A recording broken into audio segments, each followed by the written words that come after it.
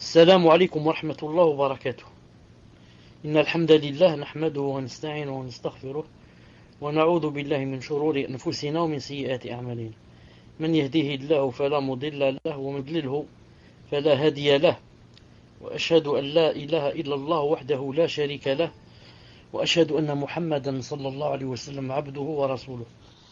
يا أيها الذين آمنوا اتقوا الله وقولوا قولا سديدا يصلح لكم أعمالكم ويغفر لكم ذنوبكم، ومن يطع الله ورسوله فقد فاز فوزا عظيما. ألا إن أصدق الكلام كلام الله، وخير الهدي هدي محمد صلى الله عليه وسلم، وشر الأمور محدثاتها، وكل محدثة بدعة، وكل بدعة ضلالة، وكل ضلالة في النار. حياكم الله en cette soirée du samedi 27 Rabi' al-Thani 1434 de l'Égypte, correspondant au 9 mars 2013, bi'idnillahi ta'ala, avec le hadith numéro 62. Bi'idnillahi ta'ala. Je vais essayer de l'afficher s'il s'affiche en arabe, ensuite en français, Inch'Allah ta'ala. Ensuite, je vais le lire bi'idnillah. عن ابن عباس رضي الله تعالى عنهما قال: كنت خلف رسول الله صلى الله عليه وسلم يوما فقال: يا غلام إني أعلمك كلمات. C'est affiché. نعم. احفظ الله يحفظك، احفظ الله تجده تجاهك، إذا سألت فاسأل الله، وإذا استعنت فاستعن بالله، واعلم أن الأمة لو اجتمعت على أن ينفعوك بشيء لم ينفعوك إلا بشيء قد كتبه الله لك، ولو اجتمعوا على أن يضروك بشيء لم يضروك إلا بشيء قد كتب الله عليك، رفعت الأقلام وجفت الصحف. قال: هذا حديث حسن صحيح. قال الشيخ الألباني: هو صحيح كما في المشكاة 5302. طيب. D'après Abdullah ibn Abbas radiyallahu ta'ala anhu, il a dit: j'étais un jour derrière le prophète alayhi salam, et il me dit: ô jeune, ou bien ô jeune, ô jeune, je vais le commandement d'Allah, il te protégera. Observe, tu le trouveras devant toi.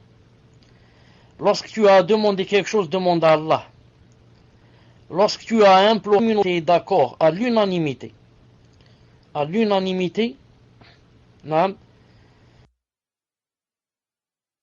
pour te faire quelque bien, cela ne te profitera que si. Une seconde. J'ai compris pourquoi ça s'est pas affiché. Une seconde.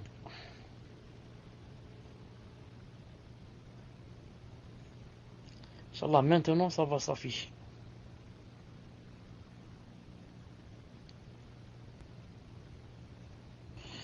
Donc je profite, Inch'Allah ta'ala, pour relire le hadith en arabe. عن عبد الله بن عباس رضي الله تعالى عنهما قال: كنت في النبي صلى الله عليه وسلم يوما فقال: يا غلام إني أعلمك كلمات، يحفظ الله يحفظك، يحفظ الله تجده تجاهك، إذا سألت فاسأل الله، وإذا استعنت فاستعن بالله، واعلم أن الأمة لو اجتمعت على أن ينفعوك بشيء لم ينفعوك إلا بشيء قد كتبه الله لك، وإن اجتمعوا على أن يضروك بشيء لم يضروك إلا بشيء قد كتبه الله عليك، رفعت الأقلام وجفت الصحف. وفي رواية غير الترمذي: احفظ الله تجده أمامك، تعرف إلى الله في الرخاء يعرفك في الشدة، واعلم أن ما أخطأك لم يكن ليصيبك، وما أصابك لم يكن ليخطئك، واعلم أن النصر مع الصبر، وأن الفرج مع الكرب، وأن مع العسر يسرا. طيب. Maintenant, on va l'afficher, Inch'Allah ta'ala, en français. Non, je vous le lis, cher. Abdullah ibn Abbas radiyallahu anhu a dit: j'étais un jour derrière le prophète sallallahu alayhi wa sallam, en groupe sur sa mule, et il me dit: ô jeune homme, je vais t'enseigner quelques préceptes. Observe les commandements d'Allah, il te protégera. Observe les commandements d'Allah, tu le trouveras devant toi. Lorsque tu as demandé quelque chose, demande à Allah. Lorsque tu as à implorer assistance, implore assistance auprès d'Allah. Sache que si la communauté est d'accord à l'unanimité pour te faire quelque bien, cela ne te profitera que dans la mesure où Allah te l'aurait assigné. Et s'il est d'accord à l'unanimité pour te causer quelque tort, tu n'en pâtiras en rien, sinon dans la mesure où Allah en aurait ainsi décidé à ton encontre. Certes, les calams sont levés et l'encre des feuillets a séché. Tfadal Cheikh. Dans une autre version, le prophète alayhi salam a dit تعرف إلى الله في الرخاء يعرفك في الشدة واعلم أن ما أصابك لم يكن ليخطئك وما أخطأك لم يكن ليصيبك واعلم أن النصر مع الصبر وأن الفرج مع الكرب وأن مع العسر يسرا وأن مع العسر يسرا. C'est-à-dire, dans une autre version, le prophète sallam a dit observe les commandements d'Allah, tu le trouveras devant toi. Attache-toi à son obéissance dans l'aisance, il t'aidera dans la détresse et la difficulté. Sache que ce qui t'a manqué n'était pas pour t'atteindre, et que ce qui t'a atteint n'était pas pour te manquer. Sache que la victoire vient avec la patience, et que la délivrance vient après le tourment. Et certes, avec la difficulté, il y a une facilité. Donc le prophète sallallahu alayhi wa sallam ici s'est adressé à Abdullah ibn Abbas. Il lui a dit ô genou. Naam. Yani, en fait, il fallait comme ça traduire genou et pas jeune homme. Parce qu'un jeune homme, c'est quelqu'un, disons, de 18 ans, 20 ans, peut-être plus. Mais Abdullah ibn Abbas, radiyallahu ta'ala anhuma, n'avait ici que 6, 7 ou 8 ans. Naam. Car le prophète, sallallahu alayhi wa sallam, quand il est mort, il l'a laissé à l'âge de entre 12, 13 et 14 ans. Naam. Il n'était même pas pubère. C'est pour ça qu'au maximum ici, on va dire qu'il avait 12, 13 ou 14 et que c'était la dernière année où le prophète sallallahu alayhi wa sallam lui avait dit ça. Ça c'est au maximum. Et Abdullah ibn Abbas, comme vous savez, radiyallahu ta'ala anhu, c'était le cousin du prophète sallallahu alayhi wa sallam. Son cousin. Et je voulais dire aussi que sa kunya de Abdullah ibn Abbas, bon, son nom c'est Abdullah, fils de Abbas. Abbas c'est l'oncle du prophète sallallahu alayhi wa sallam. Donc c'est le cousin du prophète sallallahu alayhi wa sallam. Son nom c'est Abdullah et sa kunya c'est quoi? Sa kunya, comme par exemple moi, Abu Abdillah, l'autre Abu Omar, Abu Ali, les sœurs par exemple, Karim, Abdillah, ceci. Ça s'appelle la kunya. La kunya c'est une sunna d'avoir la kunya, même si on n'est pas marié, si on n'a pas d'enfant. Al-Muhim. La kunya de Abdullah ibn Abbas c'est quoi? C'est Abu al-Abbas. C'est Abu al-Abbas, c'est ça sa kunya. Et son nom c'est Abdullah ibn Abbas. Donc, yani, il y a deux sahaba qui ont comme ça, yani, la kunya Abu al-Abbas. La kunya Abu al-Abbas. C'est pourquoi j'ai dit ça? Parce que peut-être quelqu'un va entendre quelqu'un parler de lui, parler de ce cousin du prophète sallallahu alayhi wa sallam, et dire de lui Abu al-Abbas. Il va lui corriger, il va lui dire non, c'est Ibn Abbas, c'est pas Abu al-Abbas. Donc l'autre doit lui dire non, tu te trompes. Abu al-Abbas c'est sa kunya. Et Ibn Abbas c'est yani, son affiliation. Abdullah ibn Abbas, le fils de Abbas. Mais sa kunya c'est Abu al-Abbas. Mais comme vous savez, Abdullah ibn Abbas radiyallahu ta'ala anhu était beaucoup connu par son nom et son affiliation. Abdullah ibn Abbas. Il n'était pas beaucoup connu par sa kunya qui est Abu al-Abbas. Al-Muhim. Donc, il lui a dit, Ya Ghulam, ô genou, inni u'allimuka kalimat. Je vais t'apprendre quelques phrases. Et il a dit, Ihfadillah yahfadka. Ihfadillah yahfadka. Le Cheikh rahimahullah dit, Cheikh Ibn Uthaymin dit rahimahullah en expliquant, il lui a dit, Ya Ghulam, لأن Ibn Abbas radiyallahu ta'ala anhu kana saghiran. Il lui a dit Ya Ghulam au genou, car il dit car Abdullah ibn Abbas était jeune à l'époque. فإن النبي صلى الله عليه وسلم توفي وهو قد نهز الاحتلام. Car le prophète alayhi salam, quand il est mort, il a laissé Abdullah ibn Abbas tout juste, il frôlait quoi? Il frôlait la puberté. Il a dit يعني من الخامسة عشرة إلى السادسة عشرة أو أكثر أو أقل. Il a dit, c'est-à-dire entre 15 ans ou 16 ans ou bien un peu moins. Donc le hadith a dit كان راكبا خلف الرسول صلى الله عليه وسلم فوجه إليه هذا النداء. Donc Abdullah ibn Abbas, qu'est-ce qu'il a dit? Il a dit, j'étais derrière le prophète sallallahu alayhi wa sallam et il m'a dit, ô genou, je vais t'apprendre quelques préceptes. Quand il a dit qu'il était derrière le prophète sallallahu alayhi wa sallam, ça suppose une de deux choses. Ou bien il était derrière lui sur la monture. C'est possible d'être sur la monture à deux, même des fois à trois. Donc il était derrière lui sur la monture. Comme ça suppose, et c'est l'avis le plus fort, le premier, comme ça suppose aussi que quoi? Qu'il était derrière lui, c'est-à-dire qu'il marchait à pied. Le prophète sallallahu alayhi wa sallam était sur sa monture et Abdullah ibn Abbas marchait derrière lui. Mais l'avis le premier le plus fort, car quand on dit il était derrière lui, la plupart du temps derrière lui sur la monture.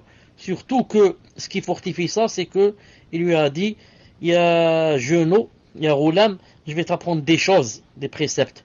Or s'il marchait derrière lui, il devait se retourner de sa monture et lui parler, l'autre assis, l'autre en marchant. Peut-être ça aurait été un peu difficile. Al-Muhim, il lui a dit, ihfadillah yahfadka. Ihfadillah yahfadka. C'est-à-dire, on l'a traduit en français, c'est-à-dire, attendez, comment on l'a traduit en français? Ihfadillah yahfadka. Une seconde, je vais voir comment on l'a traduit en français. Observe les commandements d'Allah subhanahu wa ta'ala. Allah subhanahu wa ta'ala, te protégera. Observe les commandements d'Allah subhanahu wa ta'ala. Allah subhanahu wa ta'ala te protégera. Naam. Le Cheikh rahimahullah dit, cette phrase-là, c'est une phrase vraiment sublime. Naam. Azima jiddan. Il a dit, ihfadillah. Donc veille au commandement d'Allah Azza wa Jal. En arabe, il a dit directement veille, disons Allah directement. Il n'a pas dit les commandements d'Allah. Mais les savants ont dit que c'est ce qu'on doit comprendre. Car quelqu'un ne peut pas, on va lui dire, comme on dit, protège ton enfant, par exemple. On lui dit protège ton enfant des voyous, par exemple. On ne va pas dire à quelqu'un protège Allah. Qui peut protéger Allah subhanahu wa ta'ala? C'est Allah ta'ala qui nous protège. C'est lui qui nous donne la protection. Donc le hadith ici, si littéralement il a dit protège Allah, ça veut dire quoi? Ça veut dire veille à ses commandements, les commandements d'Allah subhanahu wa ta'ala. Et comment veiller à ses commandements? En veillant à ses lois divines, à ses préceptes, à ce qu'il y a dans le Coran, à ce qu'il y a dans la Sunna. En général, à sa religion. Veille à quoi? À sa religion. Le cheikh dit ici, c'est-à-dire pour veiller au précepte d'Allah subhanahu wa ta'ala, donc tu devrais quoi? Te soumettre à ses ordres et t'éloigner des interdictions. Deux choses. Trois choses, j'ajouterai la troisième aussi. Donc, se soumettre aux ordres d'Allah subhanahu wa ta'ala, s'éloigner des choses qu'il a interdites, et la troisième des choses c'est quoi? Patienter à son destin, ce qui vient comme destin, les malheurs qui viennent dans le destin. En faisant comme ça, tu as quoi?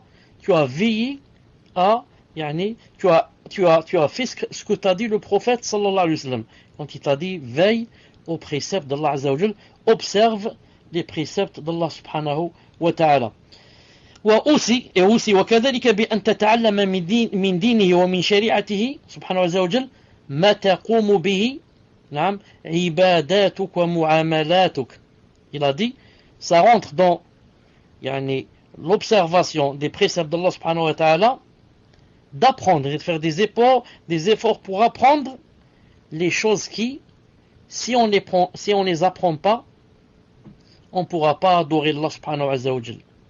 Ni se comporter avec les gens. Les gens, quand tu te comportes avec quelqu'un, tu vis dans une société, tu vas vendre, tu vas acheter, tu vas faire des choses. Non, tout ce que tu fais doit être conforme à la charia. Si toi maintenant tu n'as pas appris la charia, non, comment tu vas te comporter avec les gens? Quand quelqu'un se marie, il ne connaît pas les préceptes d'Allah subhanahu wa ta'ala du mariage. Il ne connaît pas la sunna du prophète dans le mariage. Donc, comment il va se marier? Il ne sait pas qu'il y a le tuteur, il ne sait pas qu'il y a une dot, il ne sait pas qu'il y a 2 témoins, il ne sait pas ce qu'il peut faire avec sa femme et ce qu'il ne peut pas. Il ne sait pas quels sont ses devoirs envers elle, et comme ça. Donc celui-là n'a pas veillé au précepte d'Allah subhanahu wa ta'ala. Ensuite il a dit Allah subhanahu wa ta'ala nafsuhu laysa bihaja ila ahadin hatta yuhfaz. Il a dit, quand le hadith a dit, il a dit littéralement, je dis littéralement, ihfadillah, protège Allah. Il a dit, ça c'est pas possible. Il a dit, Allah subhanahu wa ta'ala n'a besoin d'aucune protection. C'est lui qui nous protège, comme j'ai dit tout à l'heure. Mais il a dit, walakin al-murada hifdhu dinihi wa shari'atihi. Mais il a dit, ce que le hadith a voulu dire, c'est de préserver sa religion et sa sharia, sa religion et sa sharia. Comme a dit Allah subhanahu wa ta'ala, ya ayyuhalladhina amanu in tansurullah yansurkum. Regardez le verset par exemple. Ya ayyuhalladhina amanu in tansurullah yansurkum wa yuthabbit aqdamakum. C'est-à-dire Mohammed 7. C'est-à-dire, ô vous qui croyez, si vous faites triompher la cause d'Allah, il vous fera triompher et raffermira vos pas. On a mis la cause entre parenthèses, car littéralement le verset a dit, ô vous qui croyez, si vous faites triompher Allah, il vous fera triompher. Or, on ne peut pas faire triompher Allah subhanahu wa ta'ala. C'est lui qui nous fait triompher. Donc, on doit faire triompher sa cause, son din. C'est pour ça qu'on a mis ça entre parenthèses, pour dire voilà ce qu'il veut dire. Non. Donc, on ne peut pas, je secours Allah ta'ala. C'est pas possible. Non. Mais, je fais secourir et je fais triompher son din et sa cause. Non. C'est pour ça le cheikh dit, laysa al-ma'na tansuruna zat Allah. C'est pas possible de faire triompher Allah ta'ala lui-même, son essence. لأن الله تعالى غني عن كل أحد. Car Allah subhanahu wa ta'ala c'est le plus riche. Il n'a besoin de personne. C'est pour ça il a dit dans un autre verset, ذلك ولو شاء الله لانتصر منهم. ذلك ولو شاء الله لانتصر منهم. Mohammed 4. Mohammed 4. C'est-à-dire, il a dit, lorsque vous rencontrez dans le combat ceux qui ont mécru, frappez-en les coups. Puis quand vous les avez dominés, enchaînez-les solidement. Ensuite, c'est soit la libération gratuite, soit la rançon, jusqu'à ce que la guerre dépose ses fardeaux. Il en est ainsi, ensuite voilà le témoin, car si Allah voulait, il aurait la victoire sur eux. Si Allah voulait, il aurait la victoire sur eux. Mais c'est pour vous éprouver les uns par les autres. Donc Allah subhanahu wa ta'ala, s'il veut, il a la victoire sur tout le monde. Il n'a pas besoin qu'on le fasse triompher. Donc il veut dire, faisez triompher ma cause. Car Allah, s'il veut, il a toujours la victoire sur tout le monde. Même s'il te dit, va au djihad, va tuer le mécréant dans la guerre sainte. Allah Ta'ala, s'il veut, il peut avoir la victoire sur eux sans que tu ailles toi. Naam. Mais il a dit, c'est pour vous éprouver les uns par les autres. Pour vous éprouver les uns par les autres, qu'il t'a demandé d'aller combattre le mécréant. Non. Car Allah subhanahu wa ta'ala, le cheikh dit, la yu'ajizunahu. Allah subhanahu wa ta'ala, c'est pas possible que quelqu'un mette un frein à sa puissance, azza wa jal. Il est omnipotent. Non. Il est capable de tout. Personne ne peut limiter son autorité. Comme a dit Allah subhanahu wa ta'ala, il a dit, أولم يسيروا في الأرض فينظروا كيف كان عاقبة الذين من قبلهم وكانوا أشد منهم قوة وما كان الله ليعجزه من شيء في السماوات ولا في الأرض. Voilà le témoin. إنه كان عليما قديرا. C'est-à-dire, n'ont-ils donc jamais parcouru la terre pour voir ce qu'il est advenu de ceux qui vécurent avant eux et qui était plus puissant qu'eux. Et rien dans les cieux ni sur la terre ne saurait réduire l'autorité d'Allah. Voilà le témoin. Rien sur la terre ne saurait réduire la puissance d'Allah et le rendre impuissant. C'est pas possible. Quand il veut faire quelque chose, il l'a fait. Et quand il a dit ici au début, il a dit, n'ont-ils donc jamais parcouru la terre pour voir ce qu'il est advenu de ceux qui vécurent avant eux et qui étaient plus puissants qu'eux. C'est-à-dire, Allah subhanahu wa ta'ala nous demande de quoi? Yani, de ne pas bloquer nos esprits et de méditer. Quand quelqu'un voyage par exemple en Égypte, c'est pas seulement pour voyager, pour voir les pyramides et les photographier, mais c'est surtout pour méditer et dire Subhanallah al-Azim, ceux-là étaient plus puissants que nous. Et Allah subhanahu wa ta'ala les a réduits en poussière. Subhanallah al-Azim.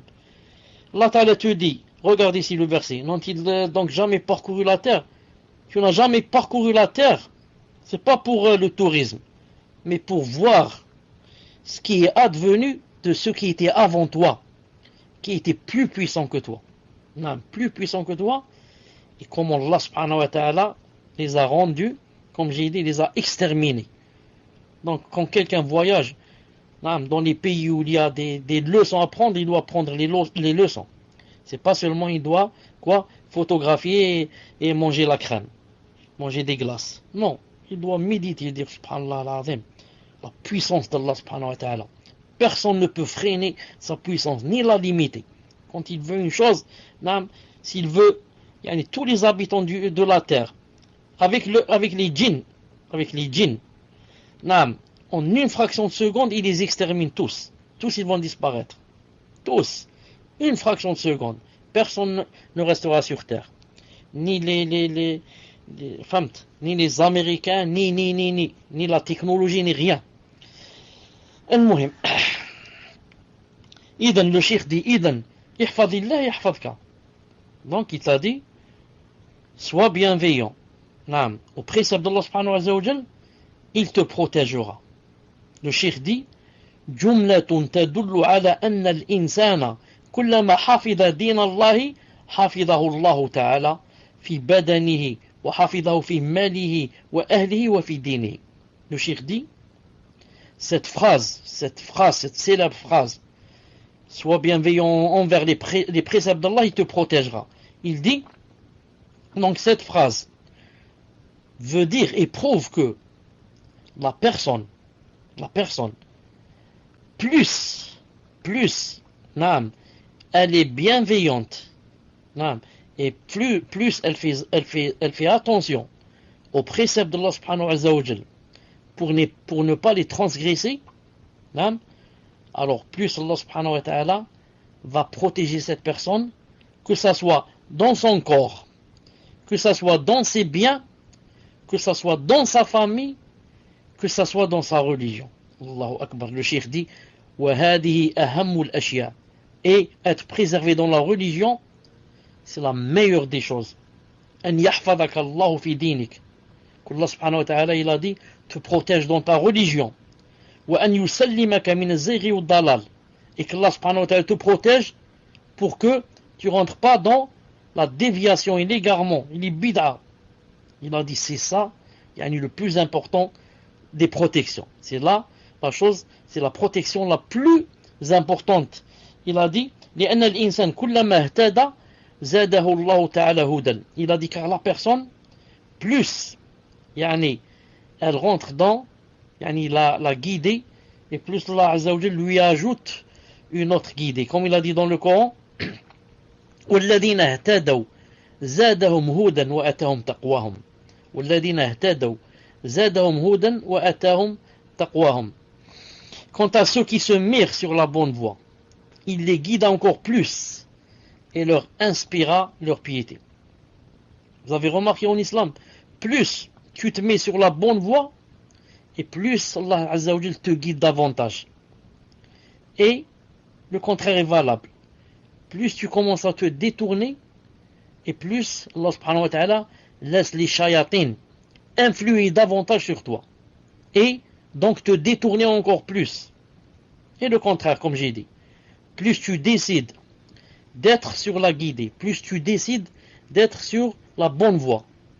Plus, je dis tu décides, ça veut dire, c'est pas seulement souhait, non. Plus tu commences, à te mettre sur la bonne voie, plus Allah subhanahu wa ta'ala fait descendre dans ton cœur, guidé sur guidé. Hudan ala hudan. Subhanallah al-azim. C'est une ni'ma d'Allah subhanahu wa ta'ala. وكلما ضل والعياذ بالله, il a dit à chaque fois que la personne se détourne et s'égare, فإنه يزداد ضلالا. Alors Allah subhanahu wa ta'ala lui ajoute dans son égarement. كما جاء في الحديث إن العبد إذا أخطأ خطيئة نكتت في قلبه نكتة سوداء فإذا هو نزغ واستغفر وتاب سقل قلبه. Il a dit exactement comme c'est dans le hadith où le prophète sallallahu alayhi wa sallam a dit, dans le hadith authentique, il a dit تعرض الفتن على القلوب عرض الحصير عودا عودا فأي قلب أشربها نكتت فيه نكتة سوداء وأي قلب أنكرها نكتت فيه نكتة بيضاء حتى يصير القلب أبيض مثل الصفا لا تضره فتنة ما دامت السماوات والأرض والآخر أسود مربادا كالكوز مجخيا لا يعرف معروفا ولا ينكر منكرا إلا ما أشرب من هواه. قال الشيخ الألباني صحيح, انظر حديث 2960 صحيح الجامع. Ce hadith, masha'Allah, il montre comment la personne qui veut être sur la bonne voie, qu'est-ce qui lui arrive, et la personne qui se détourne, qu'est-ce qui lui arrive, et qui fait des péchés, qu'est-ce qui lui arrive. Il a dit, sallallahu alayhi wa sallam, des épreuves et des tourments sont présentés au cœur, comme une natte de roseau entrelaçant le bâton par le bâton. Il a dit, n'importe quel cœur qui absorbe ces épreuves sera marqué par une tache noire. Cependant, n'importe quel cœur qui rejette ces épreuves sera marqué par une tache blanche. Le résultat sera que les cœurs seront de deux sortes. Un cœur blanc, semblable à une pierre blanche, dont les épreuves ne pourront le nuire aussi longtemps que les cieux et la terre existeront. Et le deuxième cœur sera sombre et rouillé, comme un verre qu'on retourne, incapable d'identifier le bien ni de rejeter le mal, sauf ce qu'il a absorbé de ses passions. Je répète, vous m'entendez, musulmans, ça c'est affiché le hadith en français. Alhamdulillah, alhamdulillah. Donc, ce hadith vient de montrer quoi? Que les épreuves, elles doivent se présenter au cœur. Que tu veuilles ou pas, des épreuves et des fitna et des shubuhat doivent se présenter à ton cœur comme épreuve. Seulement, ce cœur-là, ou bien il va absorber ces épreuves, ou bien il va les rejeter. Jusqu'à ce que, à chaque fois que il absorbe une épreuve et une shubha, et il fait un péché, ça va lui marquer une tache noire sur son cœur. Ensuite, deuxième shubha, deuxième péché, un point noir. Troisième shubha, péché, un point noir, un point noir, un point noir, un point noir. Ou bien non. À chaque fois que vient une shubha, ou bien un péché, il va les rejeter. Et à chaque fois que tu rejettes, c'est un point blanc. Ou alors le point noir qui était, il sort. Et il est remplacé par un point blanc. Et comme ça. Tu passes ta vie comme ça. Jusqu'à ce que les cœurs se divisent en deux. Ou bien il deviendra blanc comme la neige. Et jamais aucune fitna ne pourra le toucher ni influer sur lui. Ou bien il deviendra sombre et rouillé. Et il sera comme un verre qui est renversé. Le verre qui est renversé, à quoi ça sert? Tu ne peux pas l'utiliser pour boire. Tu ne peux pas mettre l'eau à l'intérieur, il est renversé. Donc, quand la personne, Allah subhanahu wa ta'ala l'a puni en lui renversant son cœur, il ne pourra même pas identifier est-ce que cette chose est un bien pour la faire ou bien un mal pour la rejeter. Non, il sera absorbé dans ses passions. C'est pour ça que le prophète sallallahu alayhi wa sallam a dit dans le hadith authentique que vous connaissez tous, il a dit, il y a dans le cœur, dans le corps, un morceau de chair qui, si ce morceau de chair, disons bien, donc tout le corps sera bien. S'il est mauvais, tout le corps sera mauvais. Il a dit c'est le cœur. L'essentiel du corps, c'est le cœur. C'est d'après le cœur que nous on agit.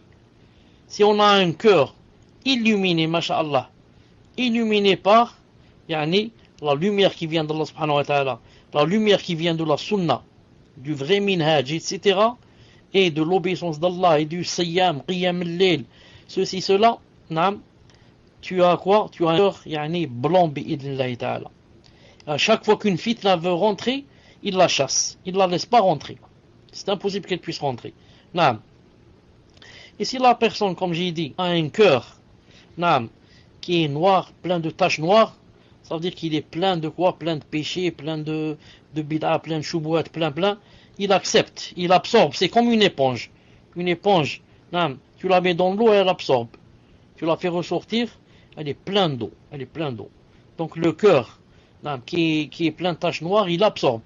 Chaque fitna qui vient, il l'absorbe jusqu'à ce qu'il devienne sombre et rouillé. Ensuite, la personne elle est dans quoi? Dans la perdition à 100%.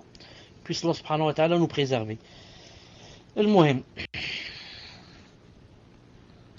Il a dit Cheikh, wa in adhnab, ça commence par une tache noire. Wa in adhnaba thaniya. Ensuite il fait un deuxième péché, une deuxième tache noire. Thumma thalitha, thumma rabi'a, troisième péché, troisième tache noire. Quatrième péché, quatrième tache noire, et comme ça. Et les taches noires commencent à quoi? À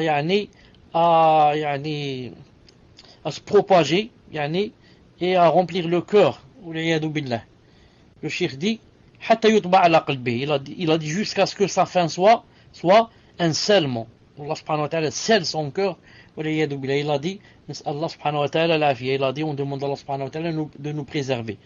Ensuite il a dit, donc, يحفظك الله في دينك وفي بدنك وفي مالك وفي أهلك. Donc, on prend ce hadith que si tu es bienveillant, par rapport aux préceptes d'Allah subhanahu wa ta'ala, disons si tu veilles aux préceptes d'Allah subhanahu wa ta'ala pour ne pas les transgresser, et que tu te soumets à ces préceptes. Il a dit, dans ce cas, Allah subhanahu wa ta'ala, tu te soumets. Allah subhanahu wa ta'ala, il a dit, yahfaduka, il va te protéger dans ta religion, dans ton corps aussi, dans tes biens et dans ta famille. Et il a dit, et la meilleure des protections, c'est qu'il te protège la religion.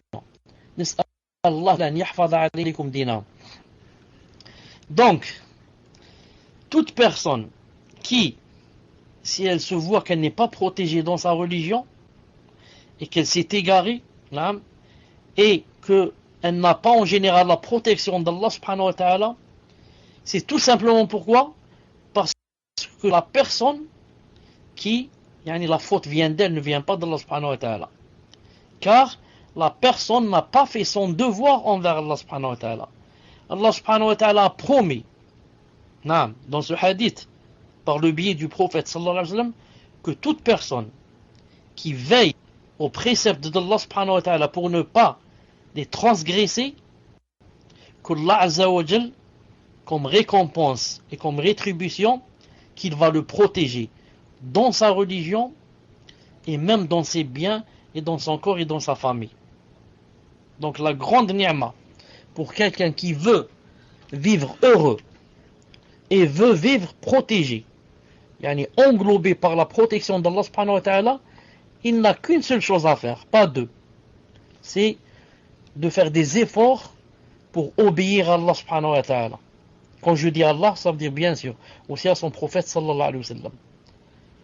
Et si tu fais cela, Allah subhanahu wa ta'ala t'a promis que tu vivras quoi? Protégé par Allah subhanahu wa ta'ala. Tu vivras parmi les plus heureux.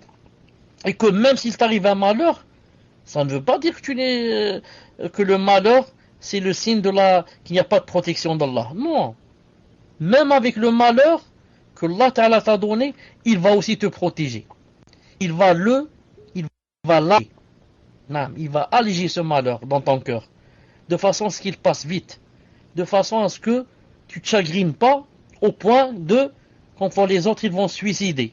Naam. Mais il va l'alléger dans ton cœur et t'aider en mentionnant Allah Azza wa Jal, en faisant le dhikr, ceci, cela, à le faire passer bi'idhnillah ta'ala vite, comme une épreuve qui est passée vite bi'idhnillah subhanahu wa ta'ala.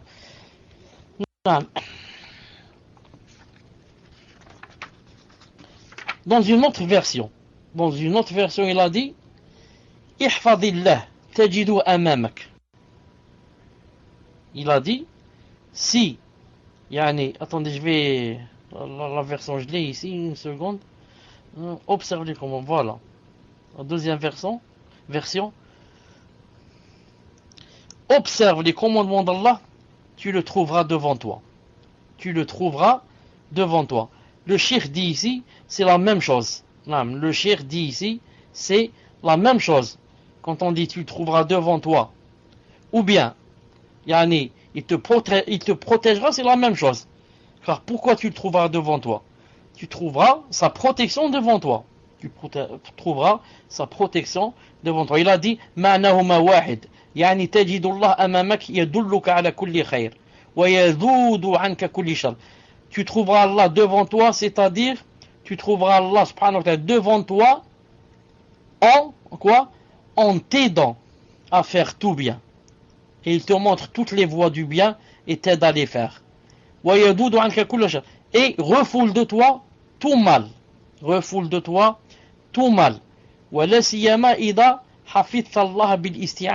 Surtout si tu as observé les commandements de Allah subhanahu wa ta'ala, surtout en lui demandant de l'aide.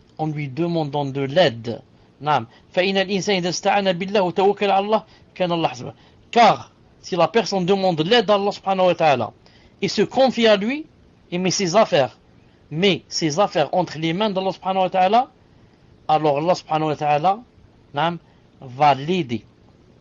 Car non seulement va l'aider, mais va lui suffire. Et quiconque Allah subhanahu wa ta'ala, c'est lui qui va l'aider, il n'aura jamais besoin d'une autre personne pour l'aider. C'est pour ça qu'Allah subhanahu wa ta'ala dit dans le Coran, il a dit Alaysa Allahu bikafin abdah. Regardez ce verset. Alaysa Allahu bikafin abdah. Allah ne suffit-il pas à son serviteur, c'est-à-dire comme soutien? Allah ne suffit-il pas à son serviteur comme soutien? Quand quelqu'un te dit tu es ceci, cela, par exemple tu travailles pas, comment tu fais ou là, tu réponds par cette phrase. Allah ne suffit-il pas à son serviteur? Tu crois que je vais mourir? Tu crois que je vais mourir? Allah, pourquoi il m'a créé? Tu crois que Allah subhanahu wa ta'ala dort? Il sait pas, il connaît pas mon cas? Allah ne suffit-il pas à son serviteur? Subhanallah. Il y a beaucoup de gens qui aiment poser des questions. Au fait, toi, tu travailles pas, par exemple, comment tu fais pour vivre, etc. Non? Mais ce sont des questions par curiosité. Vous comprenez? Ce sont des questions par curiosité. Quand tu lui dis, naam, je travaille pas, etc., il te dit, qaddar Allah. Naam. Ah bon, c'est tout, hein? Mais tu n'as pas pensé à aider. Sûrement, qaddar Allah, Allah ya'aunak. Alors la réponse, il faut dire, Allah ne suffit-il pas à son serviteur? Non. Pourquoi tu poses cette question? Tu sais pas qu'Allah suffit? Allah suffit tous ses serviteurs. Sinon, pourquoi il l'écrit? Il l'écrit pour les laisser comme ça mourir de faim. Non. Ensuite, Allah Ta'ala dit dans un autre verset, il a dit Ya ayyuhan nabiyyu, hasbuka Allah wa man ittaba'aka min mu'minin. Ya ayyuhan nabi, hasbuka Allah wa man ittaba'aka min mu'minin. Regardez cette phrase, comment je l'ai trouvée traduite. Ô prophète, Allah et ceux des croyants qui te suivent te suffisent. Allah et ceux des croyants qui te suivent te suffisent. Regardez les fautes dans la aqidah. Subhanallah al-Azim, un Coran, la traduction de ce Coran vient d'Arabie Saoudite, vient de Médine. Et subhanallah al-Azim, je ne sais pas qui, ils traduisent des choses fausses et graves dans la aqidah. Comme Dans ce même Coran, on trouve que ils ont traduit le kursi. Wasi'a kursiyuhu samawati wal ard. Et kursi, il dit c'est le trône. D'ailleurs, Ayatul Kursi l'appelle le verset du trône. Alors que le trône, c'est une chose et le kursi, c'est une autre. Le kursi, c'est le repose-pied, ou bien le reposoir, ou bien le piédestal. Mais c'est pas le trône. Je vous ai donné le hadith authentique de la bague et du trône que vous connaissez, de la bague et du désert, qui montre que le trône c'est une chose et le kursi c'est tout à fait autre chose. Une faute grave dans la aqidah de dire que le kursi c'est le trône. Ici c'est la même chose, une faute grave. Ils ont dit au prophète, Allah et ceux des croyants qui te suivent te suffisent. Donc d'après ce verset, d'après la traduction, au prophète, il y a deux qui te suffisent. Deux qui te suffisent. C'est qui? Allah et ceux des croyants qui te suivent. La preuve suffisent avec eux un ça. Donc, qui me suffit? C'est Allah et les croyants. Alors c'est pas vrai. Il fallait pas traduire comme ça. Il fallait traduire ainsi. Je corrige. Au prophète, Allah te suffit ainsi que les croyants. Allah te suffit ainsi que les croyants. Qu'est-ce que ça veut dire ainsi que les croyants? Ça veut dire comme ils ont dit plus haut, ça veut dire au prophète Allah te suffit ainsi que les croyants te suffisent. Non. C'est pas ce qu'a voulu dire Allah Ta'ala. Il a voulu dire au prophète Allah te suffit ainsi que les croyants Allah les suffit. Vous avez compris? Au prophète Allah te suffit ainsi que les croyants, eux aussi Allah les suffit. Mais celui qui a traduit, il a compris le contraire. Subhanallah l'azim. Peut-être qu'il n'a pas l'arabe, ou sûrement il n'a pas l'arabe. Il a dit, oh prophète, Allah te suffit, ainsi que les croyants te suffisent. Non. Allah Ta'ala a voulu dire, oh prophète, Allah te suffit, ainsi que les croyants, je les suffis aussi, comme je te suffis toi. Ça veut dire quoi? Ça veut dire seul Allah suffit. Il n'y a pas un autre. Il y a même une lejna qui a vérifié la traduction. Oui, mais la lejna qui a vérifié, il faudrait qu'ils connaissent bien le français et l'arabe. Il faudrait qu'ils connaissent bien le français et l'arabe pour pouvoir discerner une faute pareille. Il faudrait être fort en arabe et en français. La lejna est très fort peut-être en arabe, mais pas en français. C'est ça que dans Allah mashafa'al. Moi j'ai cité ce verset pour dire quoi? On revient au cours pour dire que seul Allah suffit. Il n'y a pas d'autre avec lui qui suffisent. Non, Allah nous suffit. Allah subhanahu wa ta'ala nous suffit. D'ailleurs, Allah ta'ala a dit dans un autre verset, il a dit وَإِنْ يُرِيدُ أَنْ يَخْدَعُوكَ فَإِنَّ حَسْبَكَ اللَّهُ هُوَ الَّذِي أَيَّدَكَ بِنَصْرِهِ وَبِالْمُؤْمِنِينَ. Il a dit, et s'ils veulent te tromper ou bien te ruser, alors Allah te suffira. S'ils veulent te tromper ou bien te ruser, alors Allah te suffira. فَإِنَّ حَسْبَكَ اللَّهُ. Naam. طيب. Qu'est-ce qu'il a dit ici? Ensuite, il a dit وَإِذَا سَأَلْتَ فَاسْأَلِ اللَّهِ. On va s'arrêter ici, on ajoute fin, on s'arrête. On laisse pour le prochain cours, on termine, Inch'Allah. Il a dit وَإِذَا سَأَلْتَ فَاسْأَلِ اللَّهِ. Et si tu demandes, si tu as une demande à faire, une assistance, alors demande à Allah subhanahu wa ta'ala. Le cheikh dit أي لا تعتمد على أحد مخلوق. Le cheikh dit, ça veut dire, il faut jamais te baser sur quelqu'un qui est sur une créature. إذا سألت فاسأل الله. Mais il faut demander à Allah subhanahu wa ta'ala de l'aide et l'insistance. Quand tu dis donc, quand tu lis Fatiha, qu'est-ce que tu dis? Alhamdulillah Rabbil Alamin, Rahman Rahim, Malik Yawm. Iyyaka na'bud wa iyyaka nasta'in. Iyyaka na'bud. C'est toi qu'on adore. Wa iyyaka nasta'in. C'est toi qu'on implore, auquel on implore l'assistance. Naam. Iyyaka na'bud. Vous avez remarqué, il n'a pas dit na'budu iyyak. On adore toi.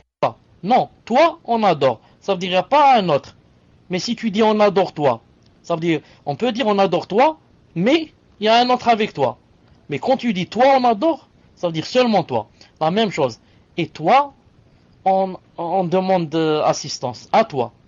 Il n'a pas dit on demande assistance à toi. Mais il a dit à toi on demande assistance. C'est-à-dire pas à un autre. Naam. Il a dit مثلا. Exemple. إنسان فقير ليس عنده مال. يسأل الله يقول اللهم ارزقني. Il a dit par exemple une personne pauvre qui n'a pas quoi, qui n'a pas d'argent ou bien de biens. Il a dit, alors elle dit اللهم ارزقني, oh mon Seigneur, يعني ارزقني, donne-moi l'assistance ou bien donne-moi يعني des biens. اللهم هيئ لي رزقا, ya Allah, faites de sorte que يعني le risque m'a. Il a dit فيأتيه الرزق من حيث لا يحتسب.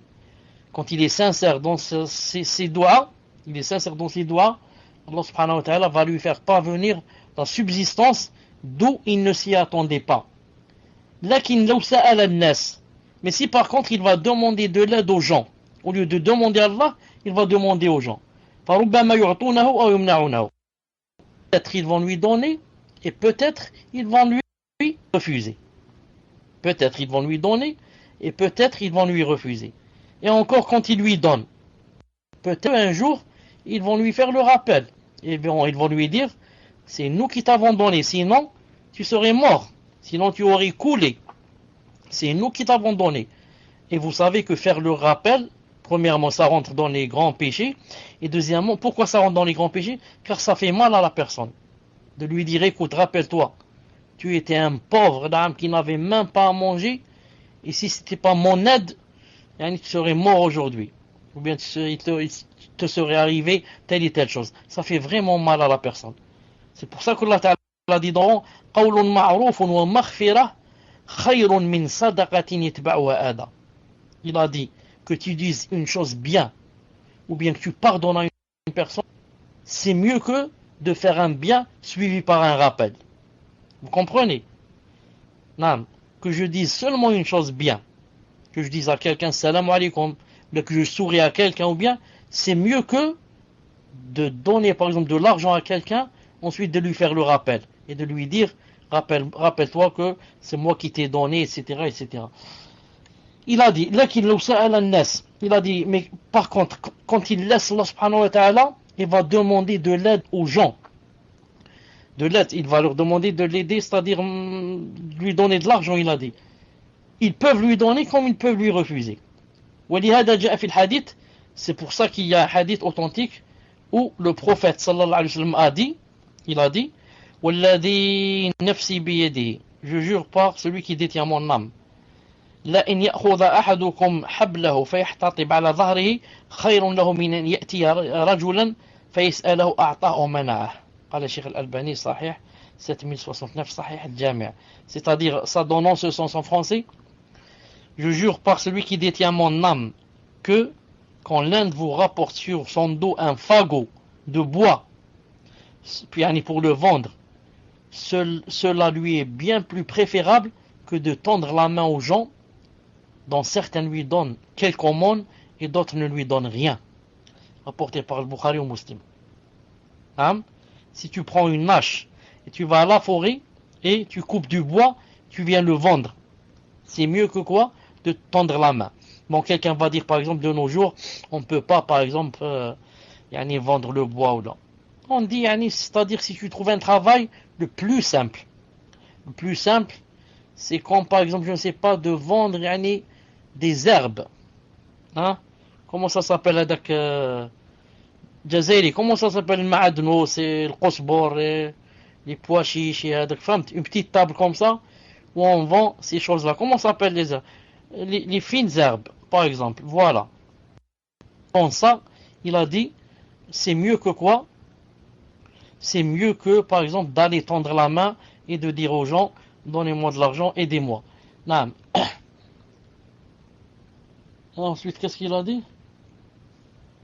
C'est pour ça aussi, il y a un autre hadith, que j'ai ramené ici, dans ce sens qui dit,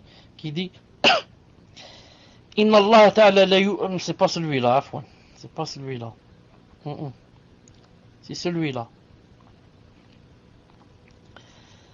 ما أكل أحد طعاما قط خيرا من أن يأكل من عمل يده وإن نبي الله داود كان يأكل من عمل يده. قال الشيخ الألباني صحيح 5546 dans Sahih al-Jami'. Ça donne ce sens en français à peu près. Pas une personne ne mange de meilleur manger que celui qui mange de ce qu'a fait sa main. et le prophète Daoud, le prophète d'Allah Daoud, alayhi salam, David, mangeait de ce que faisait sa main. Donc le prophète islam a dit, il n'y a pas une personne qui puisse manger, meilleur manger que quoi? Que celui qui mange de ce qu'a fait sa main. C'est parce que les gens lui ont donné pour acheter. Mais avec ta main, tu as ramené cet argent, bi'idhnillah ta'ala. Et le prophète Daoud mangeait de ce que faisait sa main. Et je pense, Wallahu alam, qu'il était ferronnier. Comme Zacharie alayhi salam était menuisier comme ça. Même Isa, je crois qu'il était menuisier ou quelque chose comme ça. Non, il n'y a pas un prophète qui tendait sa main aux gens. Mais tous, ils travaillaient avec ce qu'ils pouvaient. D'ailleurs, il n'y a pas un prophète qui n'a pas travaillé, par exemple, comme berger. C'est pour ça le prophète, on lui a dit à Rasulullah, et même toi, il a dit, même moi, je gardais les moutons sur une montagne de la Mecque. Et on me donnait certains qararit, on me donnait tant par mois ou là par année ou là pour avoir gardé les moutons. Donc je garde les moutons et on me donne quelques sous. Allah Ta'ala va me faire descendre la baraka dans cet argent. Plutôt que d'aller chez les gens et de leur dire donnez-moi et aidez-moi. Non. C'est pour ça que Ibn al-Qayyim Naam al-Jazairi. C'est pour ça que Ibn Taymiyyah rahimahullah a dit. Il a dit quand quelqu'un te donne plutôt quand tu demandes à quelqu'un de me donner une chose. Il a dit même s'il te donne à boire, hein, il a dit tu as à peu près, hein, je dis en français mais c'est pas comme ça. Il a dit tu es descendu de son œil. En arabe on dit tu as rabaissé, voilà, tu t'es rabaissé, disons en arabe on dit de son œil, si on dit pas de son œil, c'est-à-dire par rapport à lui. Quand il te voit maintenant, tu t'es rabaissé devant lui d'un cran. Par rapport à quoi? Par rapport à ce qu'il t'a donné de l'eau. Naam. Vous étiez à égalité, au même niveau. Maintenant, quand c'est toi qui lui as demandé il te donne de l'eau, il t'a donné, c'est maintenant lui qui est plus haut que toi. La main haute est meilleure que la main basse. Celui qui donne est meilleur que celui qui prend. Donc ici, toi tu as demandé. Et lui il t'a donné, il est mieux que toi. Même s'il ne t'a donné que de l'eau à boire. C'est pour ça que Ibn Taymiyyah rahimahullah toujours dit, il dit quand tu demandes à quelqu'un une chose, tu as fait 3 fautes. La première, tu as oublié Allah et tu as demandé à la personne. Tu as laissé Allah, tu as demandé à la personne. La deuxième, tu as avili ton nafs. Tu as avili ton nafs. Car en demandant, tu dois t'avilir pour demander. Tu dois t'abaisser toujours pour demander. Celui qui demande, il est toujours plus bas que celui à qui on demande. Et la troisième, qu'est-ce qu'il a dit? Et la troisième, il a dit, Naam, et tu as fait du tort à la personne. Car la personne, quand tu lui demandes, c'est pas toujours que ça lui fait du bien. Des fois, tu mets la personne dans l'embarras. Surtout si tu es le genre qui demande beaucoup. Il te donne 1 fois, 2 fois, 3 fois, ensuite tu le mets dans l'embarras, il sait plus s'il doit donner, s'il doit pas donner. C'est comme lorsque tu es dans la rue et quelqu'un, il vient vers toi, il te dit donne-moi, j'ai pas pour manger, ou là, il te met dans l'embarras. Tu sais pas s'il ment, ou là s'il dit la vérité. Tu as peur de mentir, de lui dire je n'ai pas, alors que tu as de l'argent dans ta poche. Des fois, il te met dans l'embarras. Subhanallah al-Azim, Wallah, il te met dans l'embarras. Ça fait pas peut-être 5 ou 6 jours. J'allais à la mosquée, salat al-Dhuhr ou salat al-Asr. Juste, j'arrive devant un boulanger comme ça. Il y a quelqu'un qui me dit attends-moi, j'ai besoin de toi. Quelqu'un de 40 ans, un sachet dans sa main. Et je lui dis quoi que je suis pressé pour aller à la mosquée. Il me dit khair, non, c'est quelque chose de khair. J'ai dit khair, je sais pas, peut-être quelqu'un l'a envoyé, c'est un khair pour moi, alhamdoulilah. Je lui dis, ah, yatfadlal, c'est quoi? Il me dit, voilà, yani, si tu as 100 dinars, tu me les donnes. Allah yahdik, je lui ai dit dans mon cœur. Allah yahdik, regarde, subhanallah l'azim, agi avec un sachet dans sa main, yani, et donne-moi 100 dinars. Ensuite, je suis descendu 100 mètres plus bas. Je l'ai rencontré, toujours en train de demander aux gens, donnez-moi 100 dinars, donnez-moi 50 dinars. Donc il prend 100 dinars de moi. Moi, je lui ai pas donné 100, bien sûr. Il prend 100 de moi, de l'autre il prend 50, de l'autre il prend 40, 100. Et comme ça, dans la journée, il fait 1000 ou je ne sais pas dinars. Il rentre à la maison. Subhanallah l'azim.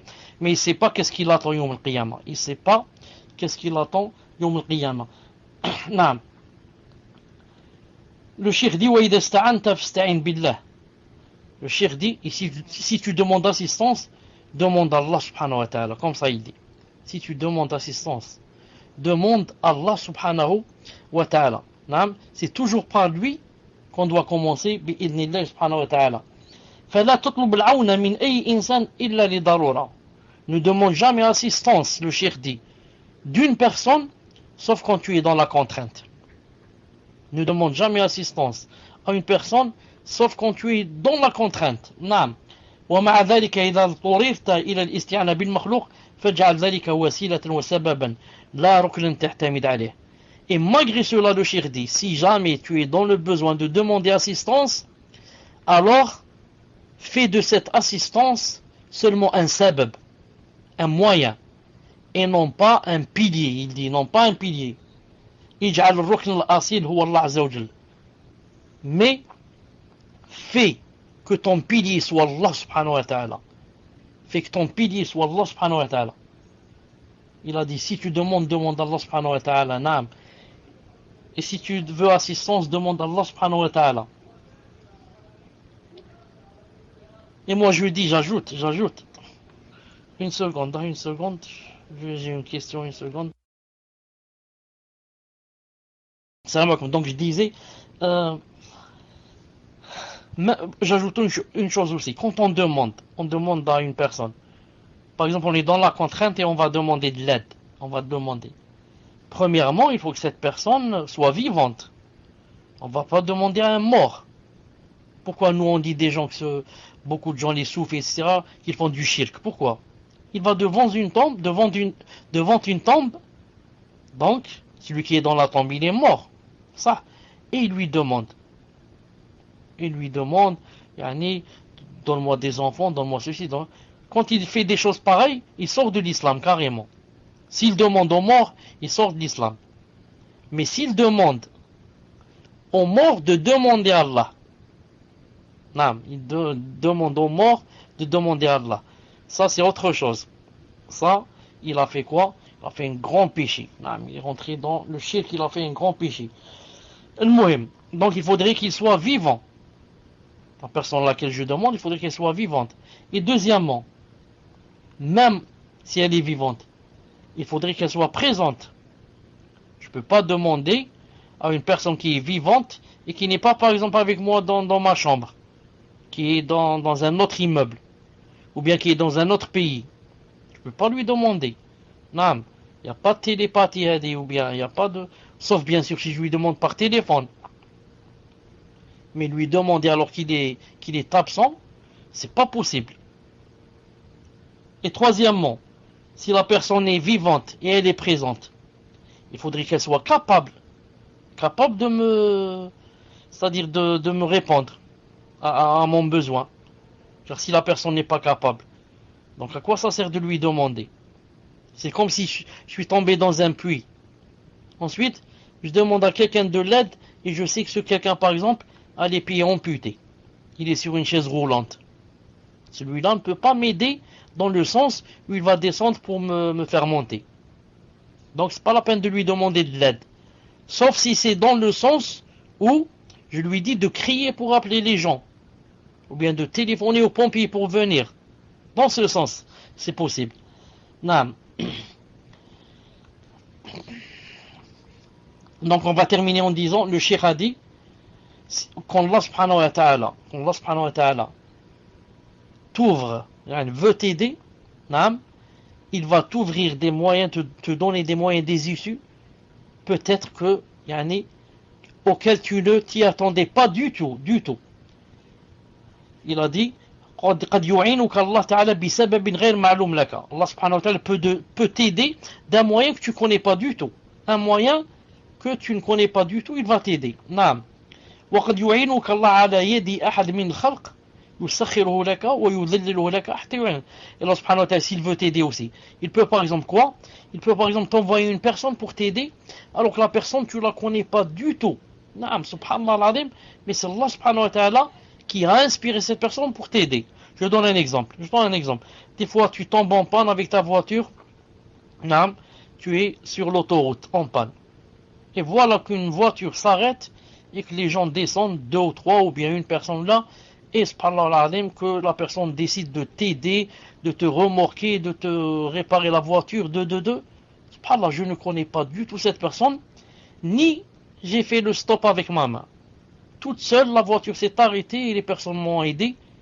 C'est qui cela? Allah subhanahu wa ta'ala leur a inspiré qu'ils devaient t'aider. Allahu Akbar. Allah ta'ala a inspiré ces personnes quand elles t'ont vu qu'elles devaient s'arrêter pour t'aider. Ça vient de lui. Subhanallah. C'est bien de remercier ces gens-là de t'avoir aidé. Mais en fait, celui qui t'a aidé, c'est Allah subhanahu wa ta'ala. Si Allah ta'ala ne les avait pas inspirés, jamais ils seraient arrêtés. Comme Allah ta'ala aurait pu leur inspirer, par exemple, que tu étais dangereux. Tu étais quelqu'un de dangereux qu'il ne fallait pas s'arrêter. Et quand ils arrivent devant toi, ils accélèrent maximum. Ils ont peur maintenant. Mais maintenant, c'est le contraire. Allah ta'ala leur a inspiré que tu étais quelqu'un auquel il fallait s'arrêter pour l'aider. Naam. C'est pour ça qu'il a dit que Cheikh ici il a dit quand quelqu'un t'aide, il a dit n'oublie jamais que c'est Allah Ta'ala d'abord lui qu'il faut remercier, car c'est lui qui t'a aidé et t'a envoyé ces gens pour t'aider. Ensuite ici il a cité le hadith, il a dit, regardez le hadith qui dit que j'ai cité tout à l'heure où il a dit, regardez ce hadith. Inna Allah ta'ala la yu'ayyidu ad-din bir-rajul al-fajir. En français, Allah fera triompher la religion par le pervers. Le cheikh dit ici, il est possible que le gouverneur soit pervers, et que Allah ta'ala fasse de lui une cause pour t'aider et pour aider son peuple, sa communauté, et faire aussi triompher la religion. Subhanallah. Des fois la personne, Allah Ta'ala choisit un pervers pour faire triompher la religion. Pour expliquer ce hadith, on va dire que par exemple, d'ailleurs on va prendre le hadith dans ce contexte. Comment Allah Ta'ala fait triompher la religion par un pervers? Le prophète là, quand il y avait quelqu'un qui combattait avec le prophète sallallahu alayhi wa sallam, il y avait quelqu'un qui combattait avec lui, il combattait les kuffars bien sûr. Et, subhanallah, personne à la fin, cette personne a été blessée et n'a pas pu, comment on dit, et elle a décidé de se suicider. Ensuite le prophète m'a dit, Allahu Akbar, walladhi nafsi bi jure par Allah subhanahu, lui qui détient ma main, qu'aucune âme ne dit que si elle est musulmane. Ensuite il a dit, par rapport à la personne qui s'est suicidée, il a dit, et Allah fera triompher la religion, ou la fait triompher la religion par le pervers. Celui-là, quand il s'est suicidé, il est devenu pervers, ça. Pourquoi pervers? Il a fait un grand péché. Se suicider, c'est un grand péché. Ça, si on prend qu'il est resté toujours musulman. Car s'il a dit que c'est permis de se suicider, donc il est devenu kafir. Mais nous, on ne sait pas ce qu'il y a dans le cœur. Nous, on prend par les apparences. Il est musulman. Il est venu combattre les kuffars, il est musulman. Il s'est suicidé, donc il est toujours musulman. Mais il n'a pas pu patienter, donc il est devenu pervers. Donc, ce pervers, Allah subhanahu wa ta'ala l'a utilisé, Allah ta'ala savait qu'il allait suicider, qu'il allait devenir pervers. Mais il l'a utilisé pour combattre sallallahu alayhi wa sallam et faire triompher sa religion. Et aussi ce hadith s'applique dans le sens où, par exemple, un pervers ou là un kafir va écrire des choses qui sont pas bien, par exemple sur le Coran. Il va dire le Coran par exemple contient des fautes, ou bien le prophète alayhi salam faisait telle et telle faute, ou là ceci cela. Donc en disant cette chose, les musulmans et les savants ici, qu'est-ce qu'ils vont faire? Ils vont écrire des centaines de livres pour lui répliquer. Donc en écrivant ces livres, ils vont quoi? Qu'est-ce qu'ils vont faire ces gens-là, ces savants ici? Ils vont faire triompher, car les gens vont lire maintenant ces livres-là, et s'il n'y avait pas ce pervers qui a dit, ou là ce kafir qui a dit cette chose sur le prophète ou sur le Coran, les savants n'auraient pas écrit ces livres pour faire triompher la religion. Donc Allah Ta'ala a utilisé ce kafir, pourquoi? Pour faire triompher sa religion. Subhanallah al-Azim. Si ce kafir n'avait pas dit cette phrase, dit cette chose, on n'aurait pas profité de ces livres-là. Les savants n'auraient pas écrit ces livres. Mieux encore, si ce kafir dit cette chose, par exemple, plusieurs ne se sont pas intéressés à l'islam. Mais maintenant, le kafir, quand il a dit cette chose-là, ça a commencé à bouger.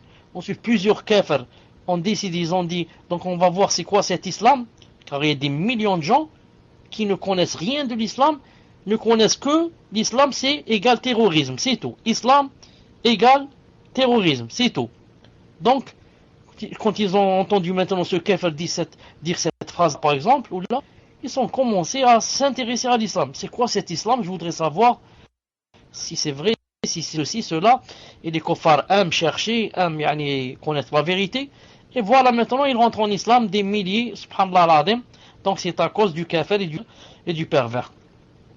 On terminera le prochain cours, Inch'Allah Ta'ala, ce qui reste du cours, dans le prochain cours, bi'idnillahi ta'ala. Subhanak Allahumma bihamdik, ashhadu an la ilaha illa anta, astaghfiruka wa atubu ilayk. On se rencontre dans 10 minutes, Inch'Allah Ta'ala. Assalamu alaikum. Assalamu alaikum wa rahmatullah, cher. Qu'Allah vous préserve. À vous ainsi qu'à tous les auditeurs. Pouvez-vous conseiller ma mère qui écoute le dars et qui au passage a aimé? Pouvez-vous lui rappeler l'importance de la prière et l'effet apaisant qu'elle a sur son âme et son corps? Qu'elle a